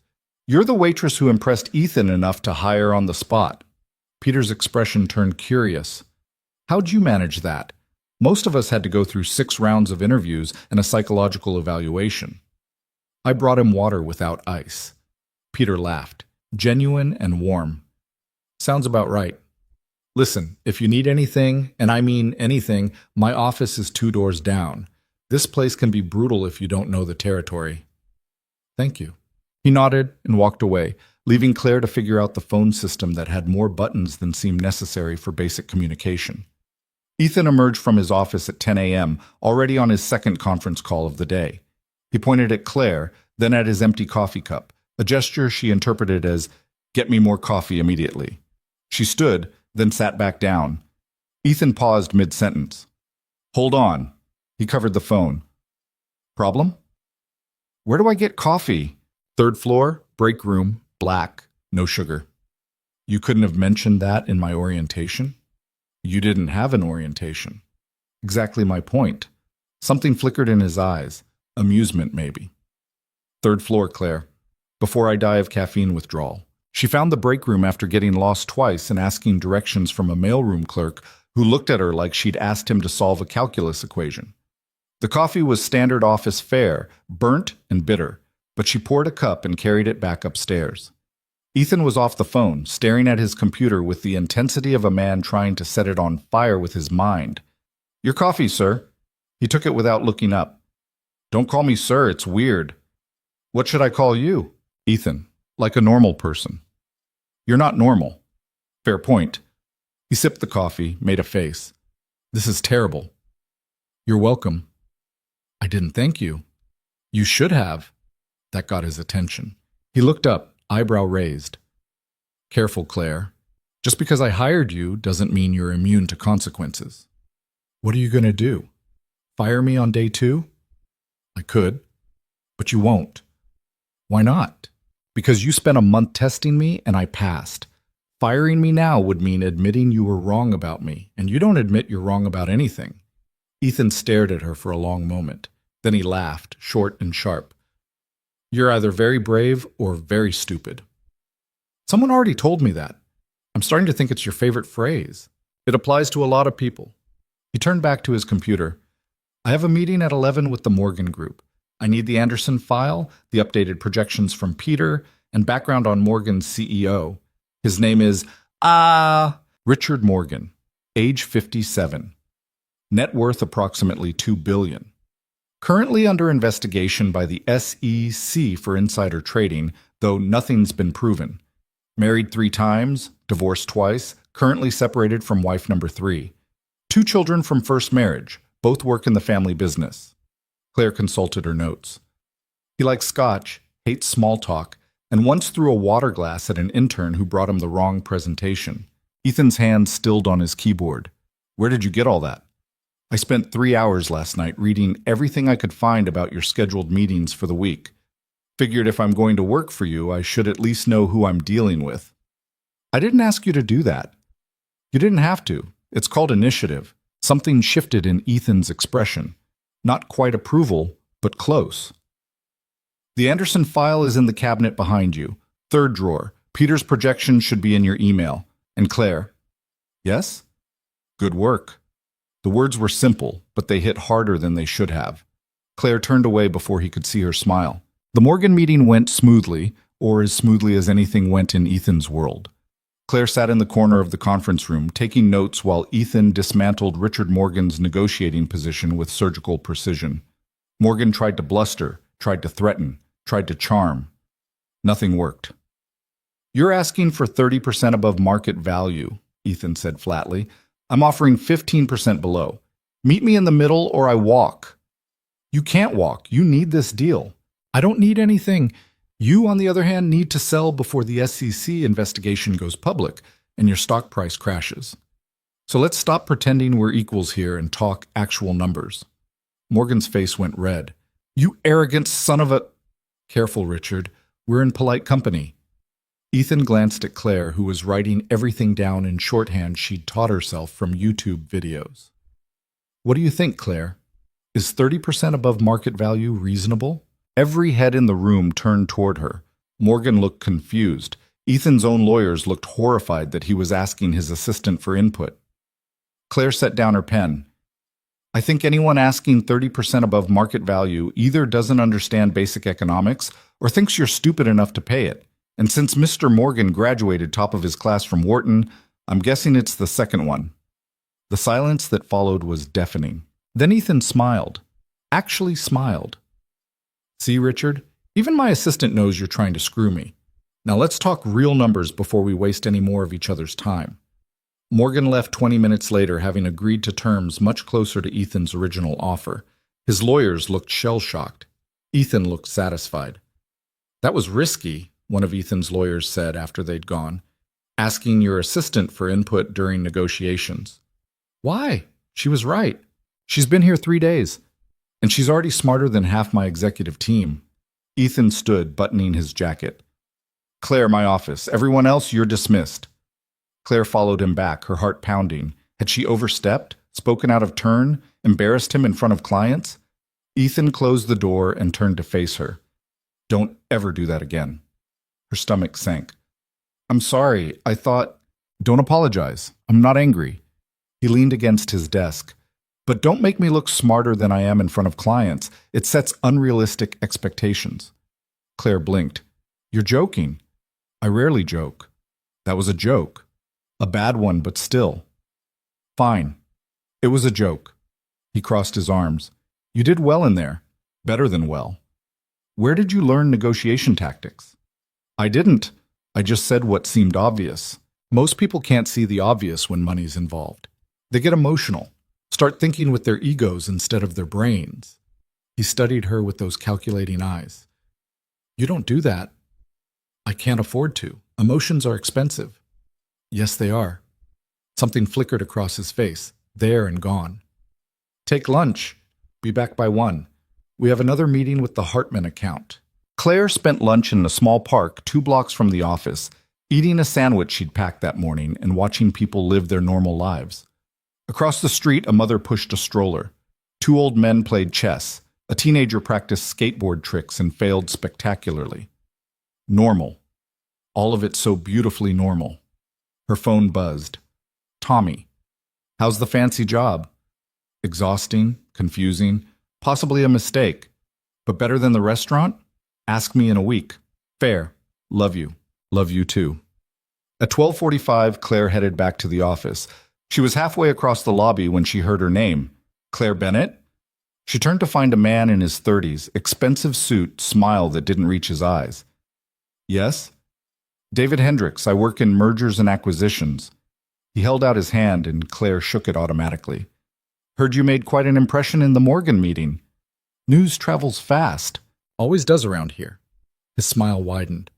Listen, I wanted to introduce myself, welcome you properly, maybe take you to lunch sometime, help you navigate the politics. Every instinct Claire had screamed warning. That's kind, but I'm still figuring things out. Of course, of course. No pressure. Just know the offer stands. He pulled out a business card. My direct line. Call any time. Claire took the card because refusing felt rude, but something about David Hendricks made her skin crawl. She watched him walk away, then looked at the card. David Hendricks, Director of Strategic Acquisitions. Hendricks. Claire's blood went cold. She took the elevator to the top floor, her mind racing, walked past her desk straight into Ethan's office without knocking. He looked up, startled. Claire, I'm on a call. Is David Hendricks related to Marcus Hendricks? Ethan's expression went completely blank. He spoke into his phone without breaking eye contact with Claire. I'll call you back. Then he hung up. Close the door. She did. Where did you hear that name? He introduced himself in the lobby, said he works in mergers and acquisitions, wanted to take me to lunch. Claire's hands were shaking. Is he related to the man who killed your sister? Ethan stood slowly. He's Marcus's younger brother. And you hired him. I didn't hire him. He was already working here when I bought out Marcus's shares. I kept him because firing him would have looked like retaliation, and I couldn't afford the lawsuit. So you just work with the brother of the man who... Yes. Ethan's voice was sharp. I work with him. I watch him. I make sure he never gets promoted above his current position, and I wait for him to make a mistake big enough to fire him without legal consequences. Claire stared at him. That's insane. That's business. It's revenge. It's both. He walked to the window, his back to her. David has been trying to get information on me for years, probably feeding it back to Marcus in prison. looking for leverage, for weakness, for anything he can use to destroy me the way I destroyed his brother. And you let him stay? Keep your enemies close, Claire. It's basic strategy. It's also incredibly stupid. What if he... Claire stopped as realization hit. That's why you hired me. Ethan turned. What? You didn't hire me because I'm good at my job. You hired me because David and whoever else is working against you won't see me coming. I'm nobody, just a waitress who got lucky. No one will suspect I'm actually watching them. That's not a... Don't lie to me. You promised no more games. Ethan's jaw tightened. It's not the only reason, but it's one of them. He didn't deny it, couldn't. Claire felt something crack inside her chest. I should have known. This whole thing, the testing, the job offer, the trust speech, it was all just another manipulation. Claire, I need air. She left before he could stop her, took the elevator down, and walked out into the cold afternoon. Her hands were still shaking. From anger or hurt or the crushing realization that she'd been used again, she couldn't tell. Her phone rang. Ethan. She declined the call. It rang again. She declined again. On the third ring, she answered. What? Come back to the office. No. Claire, you're being irrational. I'm being smart. For the first time in weeks, I'm actually being smart. If you leave now, you're in breach of contract. Then sue me. Add me to your list of people you've destroyed. She hung up and kept walking. No destination in mind, just needing to move. The city flowed around her, indifferent to her crisis. A million people living their lives, and here was Claire, once again trusting the wrong person. She ended up at the hospital, sitting in Tommy's room while he slept off the after effects of treatment. The machines beeped their steady rhythm. Outside, the sun was setting, painting the sky orange and purple. Her phone buzzed. Not Ethan this time. Peter Walsh. Don't know what happened, but Ethan's in a mood. Everyone's terrified. You okay? Claire typed back. Fine. Just needed space. Whatever you did, fix it. He's threatening to fire half the executive team. Not my problem. It is if you care about keeping your job. Claire set down her phone and looked at Tommy. He was pale, thin, hooked up to tubes and monitors. This was why she'd taken the job. Not for Ethan, not for herself. For this. But at what cost? At 7 p.m., someone knocked on the door. Claire expected a nurse. Instead, Ethan walked in, still in his suit, looking exhausted. How did you find me? I know where your brother is being treated. I know everything. Remember? He stayed by the door like crossing the threshold would be trespassing. Can we talk? I'm busy. Claire, please. The please did it again. She gestured to the chair beside her and Ethan sat, his eyes on Tommy. He looks like you, he said quietly. Everyone says that? How old is he? 17? Turns 18 next month. What's his prognosis? Better than it was, still not great. Claire kept her eyes on her brother's sleeping face. Why are you here, Ethan? Because you were right about why I hired you, partially. Partially. I hired you because I needed someone I could trust who no one would suspect, someone who could watch my back without anyone realizing they were being watched. He leaned forward, elbows on his knees. But I also hired you because you're good at this, because you're smart and observant and you don't fall apart under pressure. Both things are true, Claire. I'm not going to apologize for having multiple reasons. You used me. Yes, and you used me. You took this job for the money and the insurance, not because you wanted to work for me. We both got what we needed. He wasn't wrong. Claire hated that he wasn't wrong. David approached me specifically, she said. Didn't he? Probably. He's been trying to get to me through my staff for months. 3 assistants ago, he tried to bribe her for information on my schedule. She reported him. He denied it. No evidence.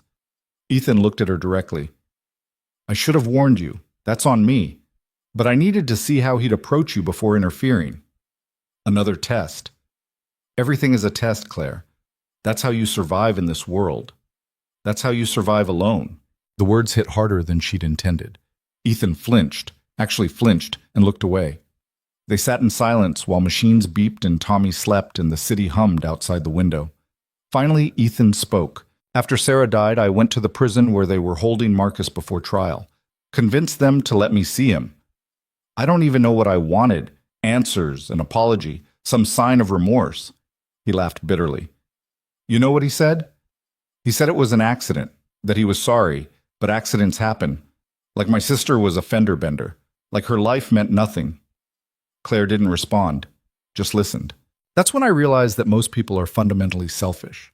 They care about themselves first, everyone else second. And if you trust them, they'll use that trust to hurt you. Ethan looked at her. You're the first person in 5 years who's proven that wrong, who's told me the truth even when it costs you, and I don't know what to do with that. Try being honest back. I'm trying. It's harder than it looks. Despite everything, Claire almost smiled. Yeah, it is. Tommy stirred in his sleep, murmured something unintelligible. Claire reached over, adjusted his blanket. The gesture was automatic, born of years of practice. You're a good sister, Ethan said. I'm all he has. That's not why. You're good at it because you care, not because you have to. Same thing. No, it's not. He stood, buttoning his jacket. Come back to work on Monday. I'll brief you on David, on everyone else you need to watch. No more secrets, no more tests, just honesty. Can you do that? I can try. It's harder than it looks. This time Claire did smile. Using my own words against me? Seemed appropriate. He paused at the door. For what it's worth, I am sorry. For not warning you. For putting you in that position. Apology accepted. Barely. I'll take it. He left, and Claire sat with her brother and tried to figure out if she'd just made peace or signed up for more manipulation. With Ethan, it was probably both. On Monday, Claire returned to work with her guard up and her eyes open. Ethan spent the first hour briefing her on office politics, who to trust, who to avoid, who was actively working to undermine him. Victoria wants my job. Peter is loyal but risk-averse. David is obviously compromised. Jennifer in legal is sleeping with the VP of operations and feeding him confidential information. Robert in accounting has a gambling problem and might be vulnerable to bribery. He said it all matter-of-factly, like discussing weather patterns. Welcome to corporate warfare. This is insane. This is Tuesday. Ethan handed her a file. Your real job isn't answering phones, Claire. It's watching, listening, telling me when something feels wrong. I'm not a spy. You're an observer. There's a difference. Over the next 2 weeks, Claire learned the rhythm of Callaway Industries, learned which executives smiled while sharpening knives, learned which assistants gossiped and which kept secrets, learned that Ethan wasn't paranoid. He was realistic about an office full of people who'd sell him out for the right price. She also learned that beneath the ice and the testing and the walls, Ethan was desperately, crushingly lonely. He worked 16-hour days, ate lunch at his desk, took calls at midnight from overseas clients. The only time his voice softened was when Emma called, her 6-year-old chatter breaking through his armor like sunlight through storm clouds.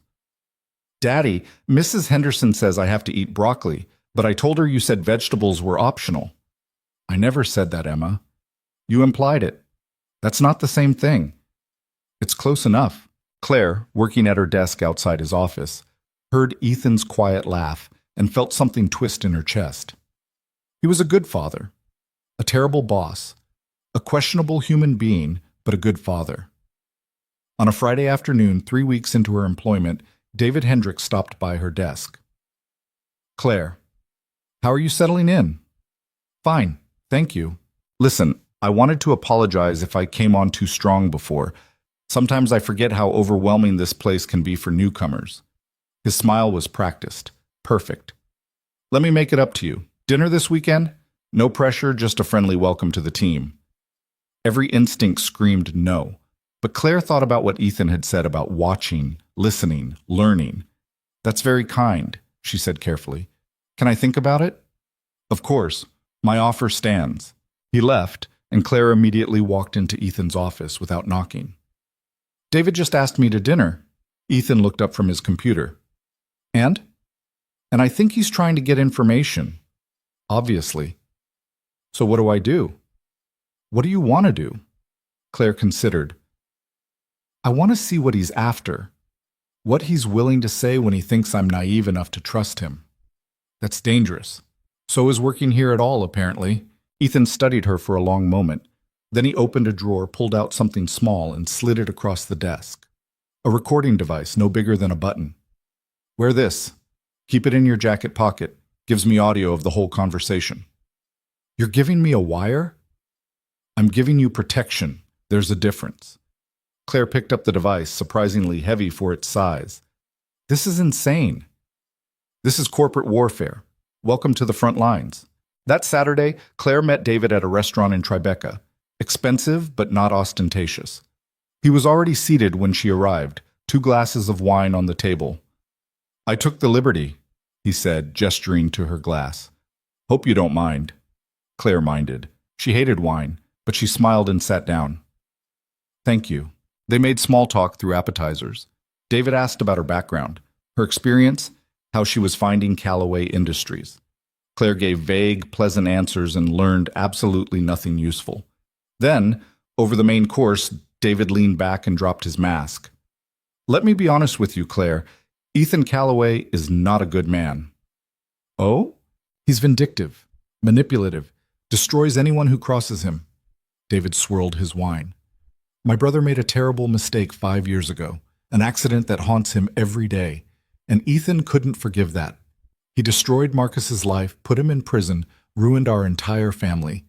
Claire kept her expression neutral. That's a serious accusation. It's the truth. Ethan is obsessed with revenge, with control.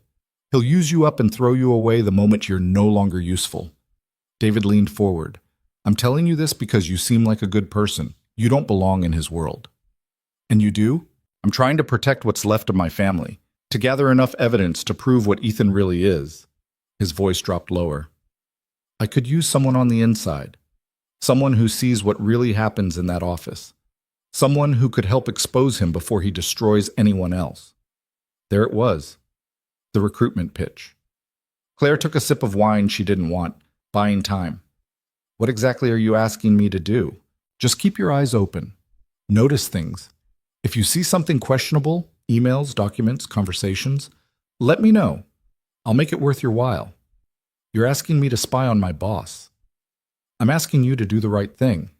Claire set down her glass. The right thing, according to you. According to basic morality. Ethan Callaway has hurt a lot of people, Claire. Don't let him hurt you too. She stood, grabbed her jacket. Thank you for dinner, David, but I'm not interested in whatever this is. Claire, wait. I work for Ethan. You work for Ethan. If you have a problem with him, take it to HR or a lawyer. Don't involve me. She walked out before he could respond, her heart hammering, made it 2 blocks before she had to stop, lean against a building, and remember how to breathe. Her phone rang. Ethan. Got all of it. Good work. I feel dirty. You should. That was a recruitment attempt for corporate espionage, probably illegal. A pause. Are you okay? No. I just had dinner with a man who wants me to betray you while pretending it's morality. Welcome to my life. It's like this all the time. Claire laughed, slightly hysterical. How are you not crazy? Who says I'm not? But his voice softened. Where are you? Corner of Franklin and West Broadway, walking home. Harrison will pick you up in 3 minutes. I can take the subway. Claire, don't argue. You just burned a bridge with David. He's going to be watching you now, which means you're officially involved in this mess. Minimum you can do is let me make sure you get home safely. The car pulled up 2 minutes later. Claire got in, too tired to fight. You did well tonight, Ethan said over the phone. Still at the office, probably. Still working. I know that wasn't easy. He really believes you're the villain in all this. Maybe I am. Maybe we both are. Perspective is complicated. He asked me to spy on you. I heard. What happens now? Now I have evidence that he's actively trying to sabotage my company. Now I can fire him without it looking like retaliation for his brother. Ethan paused. Unless you want me to keep him on. Why would I want that? Because despite everything, he's someone's brother, someone's family, and I know what that means to you. Claire closed her eyes. Ethan was impossible. Cruel and kind in equal measure, seeing too much and understanding more. Fire him, she said, but not until you have enough evidence that it's airtight. I don't want him coming back with a lawsuit. Smart. I'll wait. Ethan? Yeah? Thank you for the ride, for listening, for not being completely terrible. He laughed quietly. That's the nicest thing anyone said to me all week. Get some rest, Claire. Monday's going to be interesting. Monday was indeed interesting. David called in sick. By Tuesday, rumors were circulating that he'd been asked to leave. By Wednesday, his desk was cleaned out and a new director was being interviewed. Claire never asked what evidence Ethan had gathered or how he'd used it. Some things were better left unknown. What she did know was this. She'd chosen a side. For better or worse, she was Ethan Calloway's ally now. And something told her the real tests were just beginning. The real tests began on a Thursday morning, 6 weeks into Claire's employment, when Ethan walked into the office looking like he hadn't slept in days. Conference room, now! Bring coffee. Claire grabbed 2 cups and followed him. Inside, Peter Walsh was already waiting, his usual calm demeanor replaced with something that looked like panic. Tell her, Ethan said without preamble. Peter cleared his throat. We've been running audits on our offshore accounts. Standard procedure happens quarterly. This time we found irregularities. What kind of irregularities? The missing kind. $3.2 million moved through shell companies over the past 18 months. Small amounts, carefully hidden, but it adds up. Claire's stomach dropped. Someone's embezzling.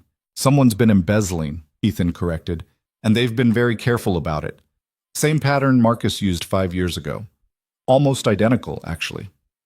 The implication hung heavy in the air. You think David set this up before he left? Claire said. I think someone set this up, and David was either part of it or a distraction while it happened. Ethan's jaw was tight. Either way, I have a company bleeding money and no idea who I can trust. What about the board? Half of them would sell me out for a good lunch. I can't bring this to them until I know exactly what happened and who's responsible. So what do you need from me? Ethan looked at her directly. I need you to help me find who did this. You see things other people miss. You notice patterns. And most importantly, no one suspects you. Except David did. David's gone. Everyone else still thinks you're just an assistant. He slid a folder across the table. These are the transactions, the accounts, everything we have. I need you to look through it with fresh eyes and tell me what doesn't fit. Claire opened the folder, her hands suddenly cold. Page after page of numbers, account codes, transfer dates. It was overwhelming, incomprehensible. I'm not an accountant, Ethan. I can barely balance my own checkbook. You don't need to be an accountant. You need to be observant. He pointed to a series of transfers. Look at the dates. What do you notice? Claire studied them. They're all Fridays. Specifically, Fridays before long weekends, when the office is half empty and people aren't paying attention. Ethan's finger moved to another column. And look at the amounts. They're all under 10,000. Exactly. Under the reporting threshold. Someone knew exactly how to avoid triggering automatic flags. Peter leaned forward. We've narrowed it down to 12 people with access to these accounts. All executives, all with clearance. But we can't prove which one without more evidence. So we watch them, Claire said. All of them. See who makes a mistake. That could take months, Peter protested. We don't have months, Ethan snapped. The quarterly board meeting is in 3 weeks. If I go in there without answers, they'll question my leadership. Some of them are already looking for excuses to force me out. Claire studied the numbers again, something nagging at the back of her mind. Can I see the personnel files?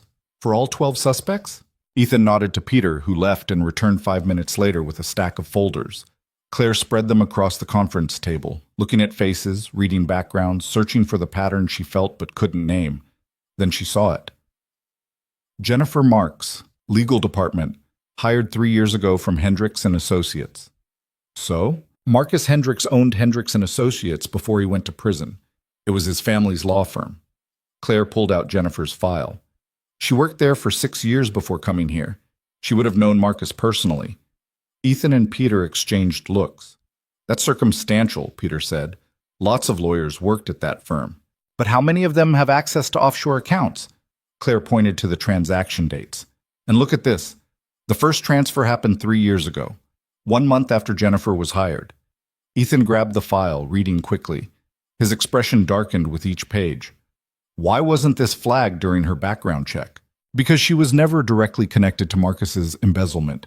She was just a junior associate at his firm.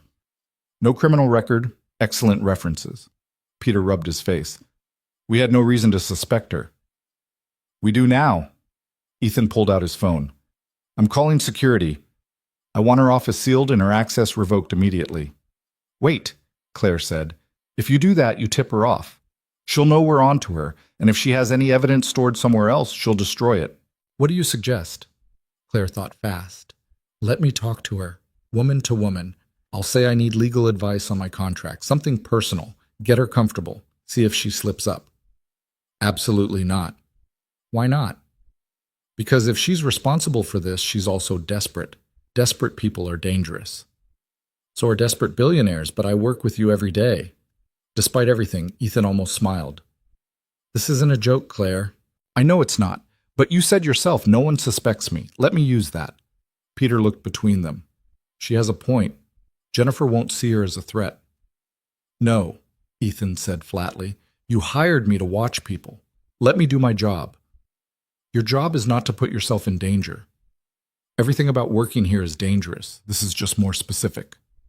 They stared at each other across the conference table, wills clashing. Finally, Ethan broke. Fine, but you wear a wire, and security monitors everything in real time.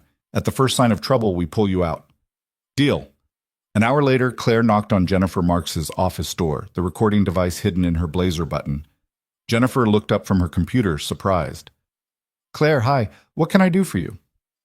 I'm sorry to bother you. I had some questions about my employment contract, and I didn't want to bother Ethan with legal stuff. Jennifer's smile was warm, professional. Of course. Come in, sit down. What's concerning you? Claire sat, arranging her expression into something worried. It's probably nothing, but there's a clause about non-disclosure that I don't fully understand. It says I can't discuss confidential company information, but it doesn't define what counts as confidential. That's standard language. Basically, anything you learn in the course of your work that isn't public knowledge. Right, but what if someone asked me questions? Like, hypothetically, if a reporter wanted to know about Ethan's schedule or his meetings, would telling them be a violation? Something flickered across Jennifer's face. Has someone approached you? No, I'm just trying to understand my obligations. Your obligation is to the company first, always. Jennifer's voice was calm, but her hands had tightened on her pen. Has Ethan asked you to do anything that makes you uncomfortable? Like what? I don't know. Handle sensitive documents, move money between accounts, anything that seems unusual. There it was, the fishing expedition. No, nothing like that. I mostly just manage his calendar and take calls. Claire paused. Why do you ask? No reason. Just making sure you're not being put in a difficult position. Jennifer relaxed fractionally. Ethan can be demanding. If he ever asks you to do something questionable, you can come to me. I'm here to protect employees' rights. That's good to know. Thank you. Claire stood to leave, but Jennifer's voice stopped her. Claire, can I ask you something? Off the record? Sure. Why did Ethan really hire you? You don't have executive assistant experience. You came from food service. It doesn't make sense. Every nerve in Claire's body screamed danger, but she kept her voice light. I think he liked that I wasn't intimidated by him. Or maybe he liked that you don't have connections in the corporate world, that you're isolated, easier to control. I'm not sure what you mean. Jennifer leaned back in her chair. Ethan Calloway is not a good man, Claire. I know he seems charming, seems fair, but he's destroyed a lot of lives, including some very good people who trusted him. Like Marcus Hendricks? The words were out before Claire could stop them. Jennifer's expression froze. You know about Marcus? Everyone knows about Marcus. The man killed Ethan's sister. It was an accident, a terrible, tragic accident. Jennifer's voice had gone hard. Marcus spent years rebuilding his life after that, and Ethan couldn't let it go. He fabricated evidence, set him up, destroyed everything Marcus had built. Fabricated evidence? Marcus was convicted of embezzlement because Ethan planted it, made it look like Marcus had been stealing when really it was just poor accounting practices. Marcus is rotting in prison for a crime he didn't commit, and Ethan sleeps just fine at night. Claire's heart was pounding. That's a serious accusation. It's the truth. And if you're smart, you'll get out of here before Ethan does the same thing to you. Why are you telling me this? Because I don't want to see another person destroyed by him. Jennifer stood, came around the desk. Claire, I can help you. I have connections, resources. If you want out of your contract, I can make it happen. In exchange for what? Just information, harmless stuff, emails, schedules, who Ethan's meeting with. Nothing that would hurt anyone. There it was, the recruitment pitch, just like David's. But this time, Claire understood what she was hearing. Jennifer wasn't trying to expose Ethan. She was trying to protect herself. I need to think about it, Claire said carefully. Don't think too long. Ethan has a way of making people disappear when they become inconvenient. Claire left the office on shaking legs, made it to the elevator before her knees gave out. She leaned against the wall, breathing hard. Her phone buzzed. Ethan, got all of it. Security is moving now. 5 minutes later, security escorted Jennifer Marks from the building. She didn't fight, didn't protest, just walked out with her head high and her mouth shut, a lawyer to the end. In Ethan's office, Claire collapsed into a chair while he played back the recording. She really believes Marcus was innocent, Claire said. Of course she does. He probably fed her that story years ago, made himself the victim. Ethan's voice was bitter. That's what people like Marcus do. They lie until even they believe it. What happens now? Now we have evidence that Jennifer was working with Marcus to embezzle funds. The recordings, combined with the financial forensics, should be enough for criminal charges. He looked at Claire. You did well. Better than well. I feel sick. You should. What you just did was dangerous. You told me no one suspects me. I was wrong. Jennifer suspected you the moment you walked into her office. She just underestimated you. He poured her a glass of water from the pitcher on his desk. Drink this. Claire drank, her hands still trembling. She really thinks you're the villain. Maybe I am. I did destroy Marcus. I did use every resource I had to make sure he paid for what he did. He killed your sister. And then he stole from me for years while pretending to be my partner, while standing at Sarah's funeral and offering his condolences. Ethan's voice cracked slightly. So yes, I destroyed him, and I'd do it again. They sat in silence while the reality of what had just happened settled around them. Claire had helped catch a criminal, had worn a wire and lied and played a part, had become exactly what Ethan needed her to be. I need to tell you something, Ethan said finally. What? There's more. About Sarah. About what really happened. Claire waited. The accident wasn't random. Marcus wasn't just drunk. He was angry. We'd had a fight that day about the embezzlement I'd discovered. I confronted him, told him I was going to the police. He said I was overreacting, that it was just accounting errors. Ethan's hands were shaking now. Sarah called me that night, said Marcus had shown up at her apartment, drunk, demanding to talk to me. She told him to leave, and he did. But he waited outside. And when she got in her car to come warn me, he followed her. Claire's breath caught. You think he hit her on purpose? I think he was following her and didn't care if he hit her or not. I think his rage mattered more than her life. Ethan looked at Claire and his eyes were wet. I couldn't prove it.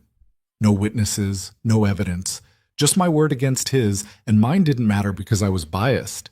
So he got 6 months for drunk driving while my sister stayed in a coma. Coma? I thought, she's not dead. The words came out strangled. She's been in a persistent vegetative state for 5 years, in a private facility upstate. The doctors say there's no brain activity, no chance of recovery. But I can't let her go. Claire felt tears running down her face. Where is she? Meadowbrook Medical Center, 2 hours north of here. He pulled out his phone, showed her a photo. Sarah in a hospital bed, eyes closed, breathing tube in her throat, alive, but not living. I visit every weekend, talk to her, tell her about Emma, about work, about everything she's missing. She never responds, never will. I'm so sorry. Emma doesn't know. She thinks Sarah died in the accident. It's easier than explaining that her aunt is trapped in a body that won't let her go. Ethan wiped his eyes roughly. I'm telling you this because you deserve to know the truth. About me. About why I am the way I am. About what working for me really means. It means standing next to someone who's in pain and trying to pretend he's not. Something like that. Claire stood, walked around the desk, and did something she'd never done before. She hugged Ethan Calloway. He froze for a second, then his arms came around her, holding on like a drowning man to driftwood. They stood like that for a long moment, two broken people finding comfort in shared understanding. When they pulled apart, Ethan's mask was back in place, but softer now, more human. "Thank you," he said quietly. "For what?" "For not running. Most people would have." "I'm not most people." "No, you're really not." That weekend, Claire did something she'd been thinking about for weeks. She asked Ethan if she could visit Sarah. He looked surprised. "Why?" "Because she was important to you, and I want to understand." The drive upstate was quiet. Ethan's hands were tight on the steering wheel, his jaw set. They passed through small towns and farmland, the city falling away behind them. Meadowbrook was nicer than Claire expected. More like a resort than a hospital, with gardens and private rooms and staff who spoke in soft voices. Ethan signed in at the front desk, and they walked down a long hallway to room 217. Sarah looked peaceful, like she was sleeping. Machines beeped softly, tracking a life that existed only in heartbeats and breath. "Hi, Sarah," Ethan said, pulling up a chair. "I brought someone to meet you. This is Claire. She's been helping me at work, keeping me from being a complete bastard, mostly." Claire stood awkwardly by the door, feeling like an intruder. "Sit," Ethan said, gesturing to another chair. "She won't bite." Claire sat, looking at Sarah's peaceful face. She was beautiful, even like this, even trapped. "I caught the person who was stealing from the company," Ethan continued, talking to his sister like she could hear. "Jennifer Marks. Worked with Marcus to embezzle millions. Claire figured it out. You would have liked her. She's stubborn as hell and doesn't take my crap." Claire felt tears burning again. This was how he coped. By pretending Sarah could still hear, still care, still be part of his life. "Emma's doing well in school. Teacher says she's reading above grade level. Smart like you were." His voice cracked. "She asks about you sometimes. I don't know what to tell her." They sat like that for an hour, Ethan talking, Claire listening, Sarah silent. When they finally left, Ethan looked exhausted. "Thank you for coming," he said in the parking lot. "Thank you for bringing me. I've never brought anyone here before, not even Emma." "Why me?" "Because you understand. About family, about sacrifice, about loving someone enough to keep fighting even when it's hopeless." He looked at her. "Your brother's lucky to have you. Sarah's lucky to have you. She's not lucky. She's trapped in a nightmare she can't wake up from because I'm too selfish to let her go." "That's not selfishness. That's love." "Sometimes they're the same thing." They drove back to the city in silence, both lost in their own thoughts. When Ethan dropped Claire off at her apartment, he didn't drive away immediately. "Claire?" She turned back. "I'm going to need your help with something. Something big." "What?" "I'm going after Marcus, for real this time. I have new evidence about the accident, about his embezzlement, about everything. I'm going to make sure he never gets out of prison." His eyes were hard. "But it's going to be ugly, dangerous, and I need someone I can trust absolutely." Claire thought about Tommy, about the job that paid for his treatment, about the man in front of her who'd shown her more truth in 3 months than most people showed in years. "I'm in," she said. "Whatever you need. You don't even know what I'm asking." "I know you. That's enough." Something shifted in Ethan's expression. Gratitude, maybe. Or relief. Or something deeper that neither of them was ready to name. "Monday," he said. "We start Monday." Monday came with a team of lawyers and investigators crowding into Ethan's conference room. Peter was there, looking nervous. Claire took notes while Ethan laid out the plan. Marcus Hendricks is currently serving 15 years for embezzlement, but the drunk driving charge that killed Sarah got him 6 months probation. That was a miscarriage of justice, and I'm going to correct it. One of the lawyers cleared her throat. "Mr. Calloway, with respect, that case is closed. Double jeopardy prevents." "I'm not retrying the drunk driving charge. I'm filing a wrongful death lawsuit. Civil court, lower burden of proof. And I have new evidence."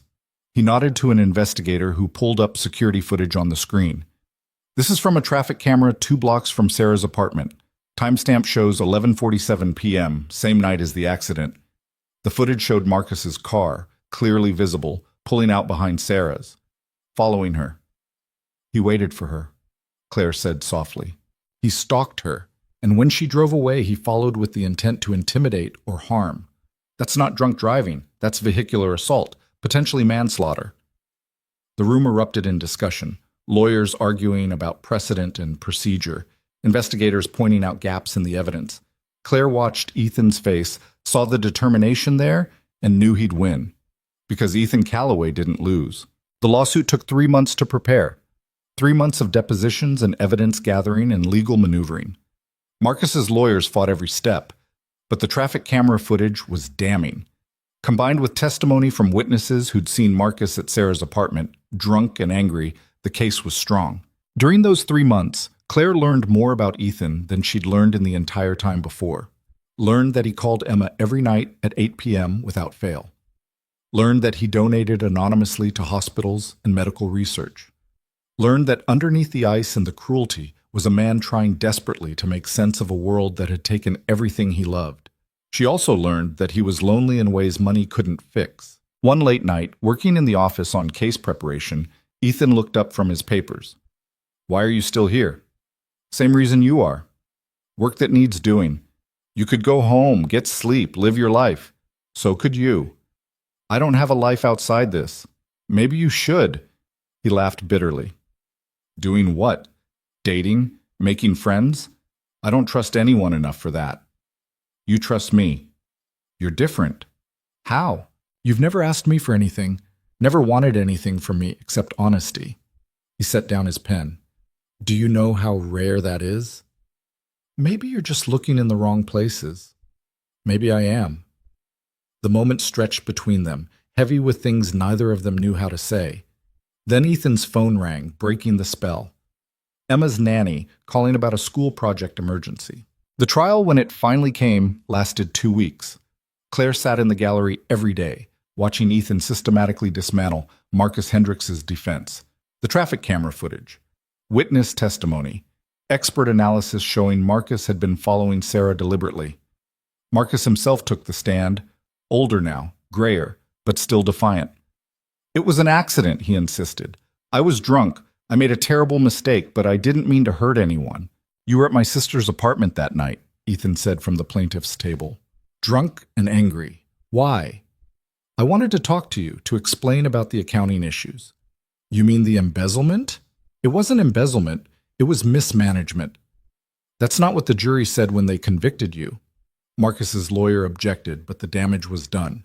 The jury saw Marcus for what he was, a liar, a thief, and a killer.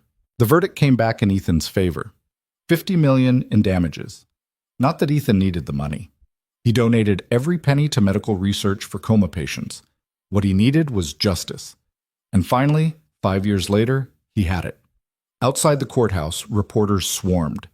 Ethan gave a brief statement about hoping this brought closure to other families who'd lost loved ones to drunk driving. Then he found Claire in the crowd. "We won," he said quietly. "You won." "No, we won. I couldn't have done this without you." They stood in the cold February air, surrounded by strangers, and Claire felt something shift. This job had been about money, about Tommy, about survival. But somewhere along the way, it had become about something else. It had become about standing next to someone who needed her as much as she needed him. That evening, Ethan took Claire and Emma to dinner at a small Italian restaurant in Brooklyn. Nothing fancy, just good food and warm lighting. Emma chattered about her school play while Ethan actually smiled, the ice completely melted. "Claire, are you going to be my dad's friend forever?" Emma asked suddenly. "Emma, that's not—" Ethan started. "I don't know, sweetheart." "Why do you ask?" "Because Daddy's less grumpy when you're around. Mrs. Henderson says he used to be grumpy all the time, but now he's only grumpy sometimes." Claire laughed. "Well, I'll try to stick around then. Keep the grumpiness to a minimum." "Good." Emma went back to her pasta, satisfied. Ethan caught Claire's eye across the table, and something passed between them. Understanding, gratitude, maybe something more. After dinner, after Emma was dropped off with Mrs. Henderson, Ethan drove Claire home. They sat in the car outside her building, neither wanting to leave. I couldn't have done any of this without you, Ethan said finally. The case, the company, keeping Emma from thinking I'm a complete monster. You changed everything, Claire. You changed everything for me too. Tommy's treatment is working. The doctors say he's in remission. That's incredible. It's because of you. Because you gave me a chance when you didn't have to. I gave you a chance because you earned it, because you're stronger than you know. They looked at each other, and Claire felt the weight of 6 months of working together, fighting together, learning to trust when trust felt impossible. Ethan, I know, I feel it too. This is complicated. Everything is complicated. I work for you. Technically, you work for my company. There's a difference. Claire laughed despite herself. That's the worst logic I've ever heard. Probably, but it's all I've got.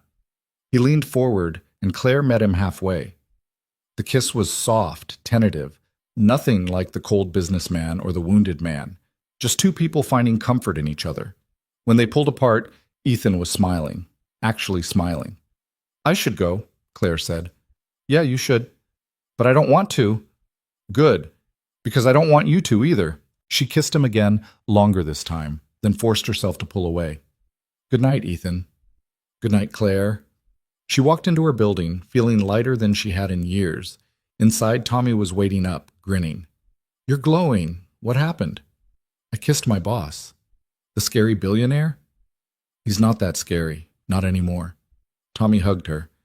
You deserve this, Claire. After everything you've done for me, you deserve to be happy. We both do. 6 months later, Claire stood in Ethan's office looking at a contract. Not an employment contract this time. A partnership agreement. You want me to be COO. I want you to run half this company with me. You've earned it. Ethan leaned against his desk. You see things I miss. You understand people in ways I never will. And you're the only person I trust to help me build something that isn't just about revenge and control. What is it about then? Building something Sarah would have been proud of. Something Emma can inherit without shame. Something that actually means something. He took Claire's hand. I can't do that alone. Claire looked at the contract, at the numbers that would make her wealthy beyond anything she'd imagined. But that wasn't what mattered. What mattered was the man standing in front of her, offering not just money, but partnership, trust, a future. I have one condition, she said. Name it. We visit Sarah together every weekend, and we tell Emma the truth, about her aunt, about what happened, about all of it. No more secrets. Ethan's jaw tightened. That's going to be hard. Everything worth doing is hard. You taught me that. Did I? You did. Usually while being insufferable about it. He laughed, pulled her close. Deal. Full partnership, full honesty, full everything. Claire signed the contract, and as she did, she thought about the journey that had brought her here. From a struggling waitress to the COO of a billion-dollar company. From fearing a cold billionaire to loving the broken man underneath. From surviving to actually living. The universe didn't reward good people just for being good. Life was unfair and brutal and often meaningless. But sometimes, if you were stubborn enough and brave enough and refused to break no matter how hard the world pushed, you found something worth fighting for. You found someone who saw your strength and didn't try to diminish it. Someone who trusted you with their worst parts and helped you heal your own. Someone who proved that the people strongest in life were often the ones who'd suffered the longest. That weekend, Claire and Ethan drove upstate to Meadowbrook with Emma in the back seat, asking questions about the aunt she'd never really known. Ethan answered honestly, his voice steady, even as tears ran down his face. In room 217, Emma held Sarah's hand and told her about school, about her life, about the family that still loved her even in silence. Claire watched Ethan watching his daughter and saw hope in his eyes for the first time. Not hope that Sarah would wake up, that was impossible, but hope that healing was possible, that moving forward didn't mean leaving behind, that love could exist even in grief. Later, in the parking lot, Emma asleep in the car, Ethan pulled Claire close. Thank you, he whispered, for everything, for not giving up on me when you should have. Thank you for giving me a reason not to. They drove home as the sun set over the Hudson, three people who'd all lost something finding their way toward something new. Not perfect, never perfect, but real, and honest, and worth the fight. Because in the end, that's all anyone could ask for. Not a life without pain, but a life where the pain meant something, where the struggle led somewhere, where the people who suffered in silence finally found someone brave enough to stand beside them and say, "I see you. I understand. You're not alone anymore." Claire Bennett had learned that lesson serving overpriced fish to cruel billionaires. Ethan Calloway had learned it destroying the man who'd destroyed his family. And together, they were learning what came after the survival, after the revenge, after the tests. They were learning how to actually live. And that, Claire thought, as Manhattan's lights appeared on the horizon, was the real beginning. Not the job, not the money, not even the justice. Just two broken people choosing to trust each other with the pieces and building something new from what remained. It wasn't the ending either of them had expected, but it was the one they'd earned, and that made all the difference.